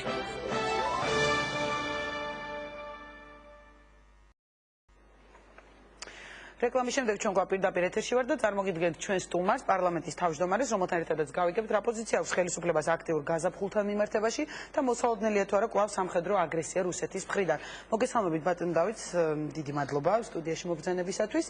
ვიდრე ვისაუბრებდეთ გარე საფრთხეებზე, რაც არის ალბათ ჩვენი საუბრის მთავარი თემა, ჩვენ პირველ ნაწილში ყავდა ოპოზიციის წარმომადგენლები, თქვენ ალბათ გქონდათ საშუალება მოგესმინათ კიდეც მათ თავიანთი ასე ვთქვათ შეკითხვების დატოვეს, თუმცა მანამდე მე მინდა გკითხოთ როგორც პარლამენტის თავმჯდომარეს და ქვეყნის მეორე პირს, ვთქვათ, ერთი ნაწილი ოპოზიციის ითხოვს 9 აპრილამდე პრეზიდენტის გადადგომას და პერმანენტულ აქციებს გეგმავს, მეორე ნაწილი ითხოვს რეფერენდუმს. ამ დროს რას უპირისპირებს ამ ყველაფერს ხელისუფლება? ნამდვილად მე მოვისმინე, რომ საკუთარი საეთერო დროის საკმაოდ მნიშვნელოვანი ნაწილი ოპოზიციამ დაუთმო ჩემს მიმართ კითხვების დატოვებას სტუდიაში, ასე ვთქვათ, ალბათ იმ მრავალფეროვნებიდან გამომდინარე, რომელიც აქ იყო, ალბათ უკეთესია თუ კითხვებს ერთმანეთს დაუსვავენ, რათა ოპოზიციამ შეძლოს უფრო შეთანხმებული პოზიციით გამოსვლა სამომავლოდ. სიმართლე გითხრათ, მე ცოტა დაბნეული ვარ, ვინაიდან ვისმენთ აბსოლუტურად განსხვავებულ მოსაზრებებს და მიდგომებს ოპოზიციის მხრიდან, დაწყებული იმპიჩმენტით, გაგრძელებული რეფერენდუმით, შემდეგ ეროვნული კრებით, ქუჩის აქციებით, საბოლოო ჯამში კონსტიტუციური მონარქიით, რესპუბლიკით, საპრეზიდენტო რესპუბლიკით. საერთო მოთხოვნა არის ერთი და ეს მოთხოვნა ახალი არ არის, ეს მოთხოვნა ისმის ბოლო რამდენიმე წლის განმავლობაში, მაგრამ სამწუხაროდ დღესაც კი, როდესაც თქვენ უსვავდით სრულიად კონკრეტულ კითხვას, რა უნდა მოხდეს მაშინ, თუ უცებ რაღაც მოხდა და ეს მოთხოვნა შესრულდა, საუბარი იყო ისევ მომავალ დროში, რომ მაშინ უნდა დავსხდეთ, მოვილაპარაკოთ და შევთანხმდეთ. ამიტომ ალბათ უკეთესი იქნება ჯერ შეთანხმდნენ და მერე დაგვისვან კითხვები. თუმცა რახან კითხვები დამიტოვეს, მე მზად ვარ უპასუხო ამ კითხვებს. აუცილებლად დაგისვან ამ კითხვას, თუმცა ჯემდა ჩემი კითხვა და ჩაგეკითხოთ, ანუ რას უპირისპირებს ხელისუფლება მეკითხეთ ამ ასე ვთქვათ აქტიურ მოძრაობას ოპოზიციის ერთი ნაწილის გულისხმობ იგივე აი ხელისუფლების მხრიდან ბევრი ამბობს რომ რაღაც ზედმეტი ასე ვთქვათ იგნორირება ხდება ამ ძალების იმიტომ რომ უფრო თანამშრომლობთ იგივე საპარლამენტო ოპოზიციასთან ანუ თქვენ შეცდომას თუ ხედავთ ამაში თუ მიგაჩნიათ რომ ვთქვათ ეს მათი სურვილია რომ გადადგეს პრეზიდენტი და აქ თქვენი ასე ვთქვათ წილი ნაკლებია პირველ რიგში უნდა ითქვას, რომ საპარლამენტო ოპოზიციასთან თანამშრომლობა მართლა ძალიან მნიშვნელოვანია, იმიტომ რომ იმ პოლიტიკურ პარტიებს, რომელიც დღეს არიან წარმოდგენილი საქართველოს პარლამენტში, აქვთ მოსახლეობის დაახლოებით, არჩევნებზე მისული მოსახლეობის დაახლოებით 80%-ის მხარდაჭერა ბოლო საპარლამენტო არჩევნების შედეგად. ამიტომ საპარლამენტო ოპოზიციასთან თანამშრომლობა არის ნამდვილად ბევრად უფრო მნიშვნელოვანი, თვითონ თქვენ უბრალოდ უარი მანდატებზე. მაპატეთ ამასაც ჩაგეკითხებით, რომ უბრალოდ დავასრულებ. მე მესმის რომ მათ დროს გადააჭარბეს, მაგრამ მეც დავასრულებ. არა, მე მოგცემთ ამაზე საუბრის საშუალებას, უბრალოდ ჩაკითხვა მინდა ისე, როდესაც საპარლამენტო ოპოზიციას ახსენებ, ხშირად ამბობენ, რომ აი ხელისუფლება კომფორტულად გრძნობს ამ ადამიანებთან თავს და იგივე ეს არასაპარლამენტო ოპოზიციის ნაწილი და თქვა ჩვენთან არ თანამშრომლობს. აი დავასრულე ეს მინდა და ჩამეკითხა, რომ უკვე ცალად გასცეთ პასუხი ამ ყოველს. არა, კომფორტულად ნამდვილად არ გზნობ თავს, თუმცა მე მიხარია, რომ არსებობს ოპოზიციის საპარლამენტო ნაწილი, რომელსაც გააჩნია პასუხისმგებლობის გზნობა და რომელიც მზად არის ხელისუფლება აკრიტიკოს, ოღონდ არა იმიტომ, რომ ეს არის თვითმიზანი და არა იმიტომ, რომ მათი ამოცანაა ნებისმიერი ფასით ამ ხელისუფლების დამხობა, ხელისუფლების გაშვება. მე მიხარია ნამდვილად, რომ არსებობს ოპოზიციის ნაწილი, რომელიც არის ძალიან კრიტიკული ჩვენ მიმართ, ძალიან შეურიგებელი, მაგრამ ჩვენ გვაქვს საერთო პოზიცია იქ, სადაც საქმე ეხება ქვეყნის უსაფრთხოებას, იქ, სადაც საქმე ეხება ქვეყნის მომავალს და მე იმედი მაქვს, რომ უფრო და უფრო მეტი ოპოზიციური ძალა გაიაზრებს იმ პასუხისმგებლობას, რომელიც არა მხოლოდ ხელისუფლებას აქვს მომავალთან დაკავშირებით. ოპოზიციას გააჩნია მისი წილი პასუხისმგებლობა ქვეყნის მომავალთან დაკავშირებით და არ შეიძლება თამაში ისეთი პოლიტიკური წესებით, რომელიც ამ ქვეყნის მომავალს საფრთხის წინაშე დააყენებს. ბოლო წლების განმავლობაში ჩვენმა ერთმა თაობამ გაიარა ყველაფერი დაწყებული სამოქალაქო ომით რუსთაველის პროსპექტზე და იმ შენობაში, სადაც ჩვენ დღეს ვართ. მე ვფიქრობ, ეს საკმარისი გაკვეთილი უნდა იყოს იმისთვის, რომ გავიგოთ რა მოსდევს უპასუხისმგებლო ქმედებებს ორივე მხრიდან. ჩვენ ეს პასუხისმგებლობა გააზრებული გვაქვს და ვიმედოვნებ, რომ მეორე მხარეც გაიაზრებს საკუთარ პასუხისმგებლობას. ჩვენ ამ გარკვეულ საფრთხეებზე ხელისუფლების პოლიტიკას ჩვენ არაფრის დაპირისპირებას ნამდვილად არ ვაპირებთ. ჩვენ ვფიქრობთ, რომ კარგი გაგებითაც მათ შორის, ჩვენ ვფიქრობთ, რომ ხალხს გააჩნია სრულიად კონკრეტული პრობლემები ამ ქვეყანაში. ჩვენ ვფიქრობთ, რომ დღეს ქვეყანა იმყოფება ძალიან სერიოზული ეკონომიკური გამოწვევების წინაშე, უსაფრთხოების გამოწვევების წინაშე და ჩვენი ამოცანაა მოსახლეობას დავეხმაროთ იმაში, რომ იყოს სიმშვიდე, იყოს უსაფრთხოება, გაგრძელდეს ეკონომიკური განვითარება, იყოს დასაქმება, იყოს უკეთესი სოციალური სისტემა, უკეთესი ჯანდაცვა, უფრო მაღალი ხელფასი, უფრო მეტი პენსია და ჩვენ ვფიქრობთ, რომ ეს არის ის, რაც მოსახლეობას რეალურად ჭირდება და არა პოლიტიკური კამპანიების ჩატარება. ბატონო დათო, ეხლა რამდენიმე შეკითხვა, რომელიც ოპოზიციის სურვილი იყო, პირველი თემა ის იყო მეორე არხი ბატონ ზვიად ძიძიგურს ჰქონდა შეკითხვა, რომ ხელისუფლება დაპირდა ოპოზიციას, რომ გადაეცოდა ან გაკეთდებოდა ეს არხი როგორც BBC-ის სტილის და ბიუჯეტთან თანხა დღემდე არ გამოყოფილა და რა ხდება მეორე არხთან დაკავშირებით. კი ბატონო, თუ კონკრეტულად აინტერესებს ბატონზვიადს, მას შეეძლო სრული ინფორმაცია მიიღო საზოგადოებრივი გაუწყებლის ხელმძღვანელობიდან. ძალიან დიდი მოცულობის სამუშაოა დღემდე გაკეთებული, მომზადებულია მთლიანად ტექნიკური ნაწილი არხის, მომზადებულია ტექნიკური ბადე, მომზადებულია ფინანსური მოთხოვნა და ვერანაირი თანხა ვერ გამოიყოფოდა სანამ ყოფილიყო თუ არ ვწდები ბატონმა ზვიადი თქვა. დეკემბერში გამოვედი ინიციატივით, ამიტომ ნოემბერში ვერ იქნებოდა ვერანაირად. მომზადებულია ფინანსური გაანგარიშება და სანამ არ იქნებოდა ფინანსური გაანგარიშება, ბუნებრივია ვერანაირი თანხა ბიუჯეტში ვერ ჩაიდებოდა. ანუ ფაქტიურად დღეს უკვე არსებობს საფუძველი უფრო ხილული მუშაობისთვის. ეს არხი აუცილებლად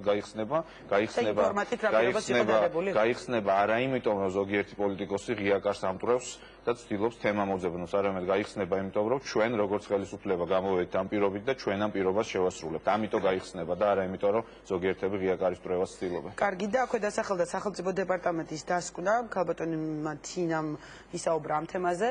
იქ იყო ბევრი მართლა კრიტიკული ნაწილი, ასე ვთქვათ, ქვეყნის შიდა პოლიტიკაზე, აქცენტები კეთებოდა იგივე რუსეთთან მიმართებაში, მაგრამ ქალბატონმა თინამ ახსენა ერთი კონკრეტული ინციდენტი, ეს ხურჩას ეხება, სადაც საუბარია რომ ხელისუფლებას მონაწილეობს და ზოგადად ამ დასკვნაზეც თქვენი პოზიცია ხელისუფლების, რამდენად მისაღები იყო ეს ახალი ადმინისტრაციის პირობებში მოხდა. კი ბატონო, იქ არის ესეთი შეფასება, რომ არსებობს ვერსიაც კი, რომ ეს ინციდენტი იყო დადგმული ხელისუფლების მხრიდან. ეს არ არის ამერიკელების პოზიცია, ეს არის არსებული ვერსიების აღწერა და თუ გაინტერესებთ, ვინ გამოდიოდა მაშინ ასეთი შეფასებით, რომ ხურჩის ინციდენტი ხელისუფლებამ დადგა, მე გთავაზობთ, ამოიღოთ არქივის კადრები საპარლამენტო არჩევნების დღის და ნახოთ, ვისი სიტყვები არის ასახული, ანუ ეს არ არის ამერიკული მხარის პოზიცია. რაც შეეხება კრიტიკას, ბუნებრივია, რომ ეს არის იმ კატეგორიის კრიტიკა, რომელსაც ჩვენ ნამდვილად მივესალმებით და სწორედ ამიტომაა, რომ ჩვენ ვაგრძელებთ დემოკრატიულ რეფორმებს და სწორედ ამიტომ არის, რომ ჩვენ გვინდა გავაგრძელოთ ყველა ის პროცესი, რომელიც უკანასკნელ თვეებში მიმდინარეობს. ამ პროცესის მიზანია ღია პოლიტიკური სისტემის შექმნა ქვეყანაში, სადაც ყველა პოლიტიკურ პარტიას ექნება თავისი ადგილი, მათ შორის რადიკალურ ოპოზიციასაც და ისეთი სისტემის, სადაც ოპოზიციას ექნება მეტი უფლება. ჩვენ არ გვეშინია ძლიერი ოპოზიციის ბევრი უფლებებით, იმიტომ რომ უფლებებს მოყვება პასუხისმგებლობა. ჩვენ გვჭირდება ოპოზიცია, რომელსაც აქვს უფლებებიც და აქვს პასუხისმგებლობაც. ის რაც ჩვენ არ გვინდა არის უპასუხისმგებლო ოპოზიცია, ამიტომ ჩვენ გზად ვართ იყოს გახსნილი სისტემა, ოპოზიციას კონდეს უფლებები და ამ უფლებებთან ერთად კონდეს პასუხისმგებლობაც ქვეყნის მომავლის წინაშე. აი ეს არის ამ რეფორმების მიზანი. საბატონო, ახლა ვეძებდი სწორედ ამ თქვენ ფრაზას, როდესაც დღეს თქვენ სტუდენტებს შეხვდით და იქ საუბარი იყო უფრო გარე საფრთხეებზე, იქ ესეთი ფრაზას თქვით, რომ ტანგზე უფრო ეფექტური არასტაბილურობაა იგივე გარე მტრისთვის, ასე ვთქვათ, ალბათ რუსეთს გულისხმობდით. როდესაც აი ამ აქციებზეა საუბარი, ყოველთვის ამაზე საუბრობს ხელისუფლება, რომ აი შიდა არეულობებით შესაძლოა ისარგებლოს, ვთქვათ, სხვა ვისგანაც საფრთხე მოსალოდნელი, რასაც ოპოზიცია სულ ამბობს, რომ ეს ერთგვარი მცდელობა იმისა, რომ ვთქვათ, საზოგადოება დაარწმუნოთ იმაში, რომ არ გავიდეს ქუჩაში. რეალურია თუ არა ეს საფრთხე რუსეთის მხრიდან, ძალიან მოკლედ რო ვიკითხო, იქნება თუ არა ისევ ომი საქართველოში. ხალხის ნაწილი უკვე პანიკაშია და საუბრობენ, რომ ეს შესაძლოა მართლა ასე მოხდეს. პირველ რიგში აბსოლუტურად ღიად მინდა ვთქვა, რომ ჩვენ არ ვაპირებთ არანაირ კუდიანებზე ნადირობის კამპანიას, ჩვენ არ ვაპირებთ არავის არაფერში დადანაშაულებას, უბრალოდ ყველამ უნდა კარგად გაიაზროს თავისი ქმედებებით, ნებით უნებლიეთ და როგორც წესი უნებლიეთ, ხო არ ემსახურება იმ ძალის ინტერესს, რომელსაც მიზნად აქვს საქართველოს სახელმწიფოს შესუსტება. აი ეს არის მიზანი, რომ კარგად გავიაზროთ ყველამ ჩვენი მოქმედების შედეგი და არა ის, რომ ხელისუფლება აპირებს ვინმეზე ნადირობა გამოაცხადოს და ვინმე აგენტად გამოაცხადოს, ამას დავდვილად არ ვაპირებთ. რაც შეეხება თქვენ კითხვას, ეს კითხვა ბევრს აწუხებს საზოგადოებაში და მე მინდა განვაცხადო, რა თქმა უნდა, 100%-იან გარანტიას და პირობას მე სამწუხაროდ კრემლის მაგივრად ნამდვილად ვერ მოგცევთ თუ საბედნიეროდ, მაგრამ რა თქმა უნდა, თუმცა მე დარწმუნებული ვარ, რომ დღეს რუსეთის მხრიდან საომარი მოქმედებების, ფართომასშტაბიანი საომარი მოქმედებების ალბათობა არის ბევრად უფრო ნაკლები, ვიდრე იყო 1 წლის წინ, ვიდრე იყო 2008 წლის გაზაფხულზე. ამას რამდენიმე მიზეზი აქვს. პირველი მიზეზი გახლავთ ეკონომიკური პრობლემები, რომელიც რუსეთშია. შარშან იყო რუსეთი, როდესაც ნავთობის ფასი იყო 150 დოლარი 1 ბარელი იყო რუსეთი, რომელსაც ჰქონდა ფული, რომელსაც ჰქონდა ფინანსური სახსრები ომისთვის, რომელიც იყო თავის თავში დარწმუნებული და რომელიც იყო ძლიერი იმისთვის, რომ ასეთი ტიპის გამოწვევა ამ პრობლემების გადაფარვა ასეცად აქამდეც მივალ, ეს ერთ-ერთი ფაქტორი არის ეკონომიკური ფაქტორი.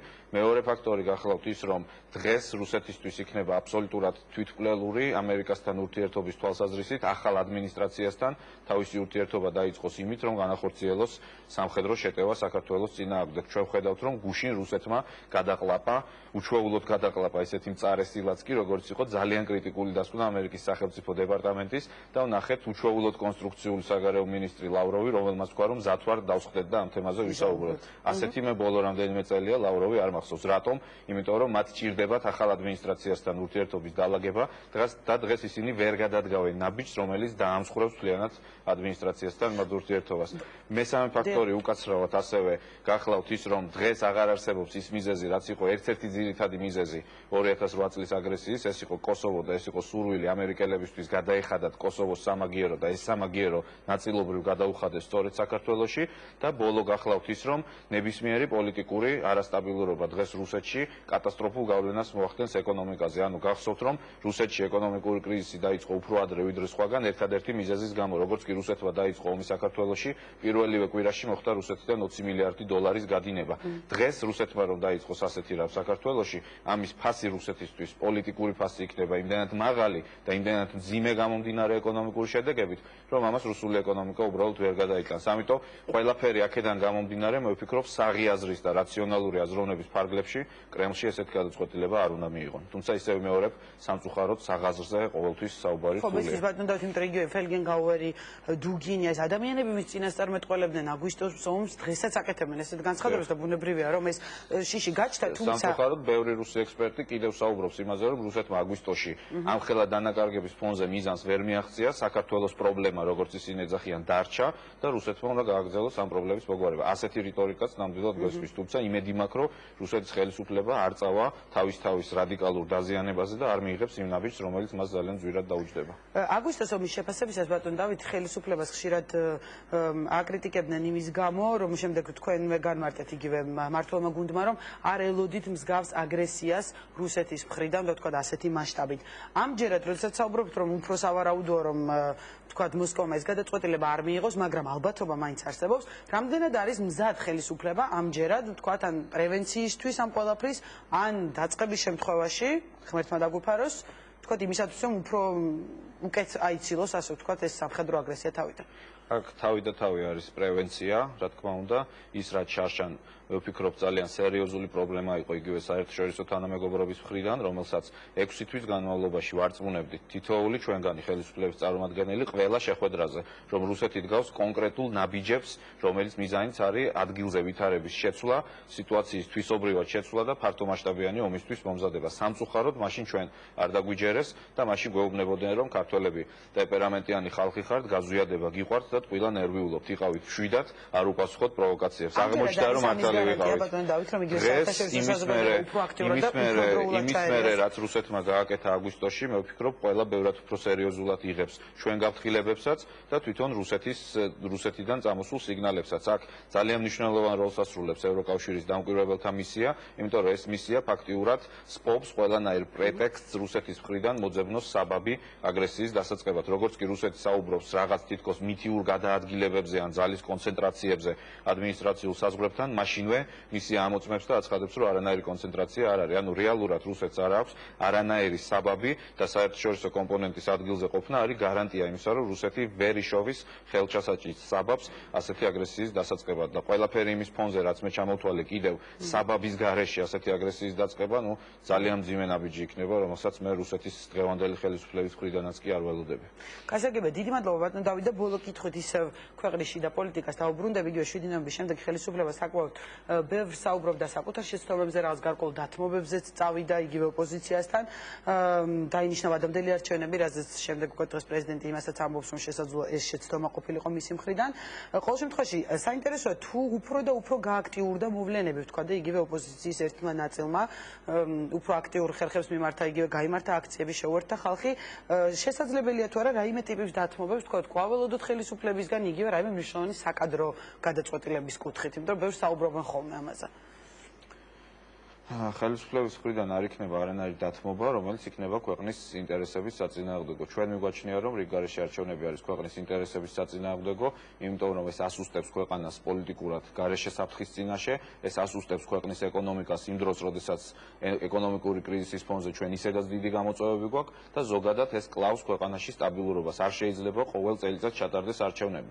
ჩვენთან უკვე ტრადიციაა, რომ ერთი და იგივე პოლიტიკური ძალები ითხოვენ არჩევნებს, შემდეგ არ აღიარებენ ამ არჩევნების შედეგებს, ითხოვენ ახალ არჩევნებს. როდემდე გავაგრძელოთ? ბოლოს როცა როდისღაც ჩვენ წავაგებთ არჩევნებს, ჩვენ არ ვცნოთ იმ არჩევნების შედეგები და უკვე ჩვენ მოვითხოვოთ რიგგარეშე არჩევნები და ქვეყანა მუდმივად იტრიალოს ერთი და იგივე ბორბალში. ეს არის ქვეყნის წინსვლის შეჩერების ყველაზე ეფექტური გზა.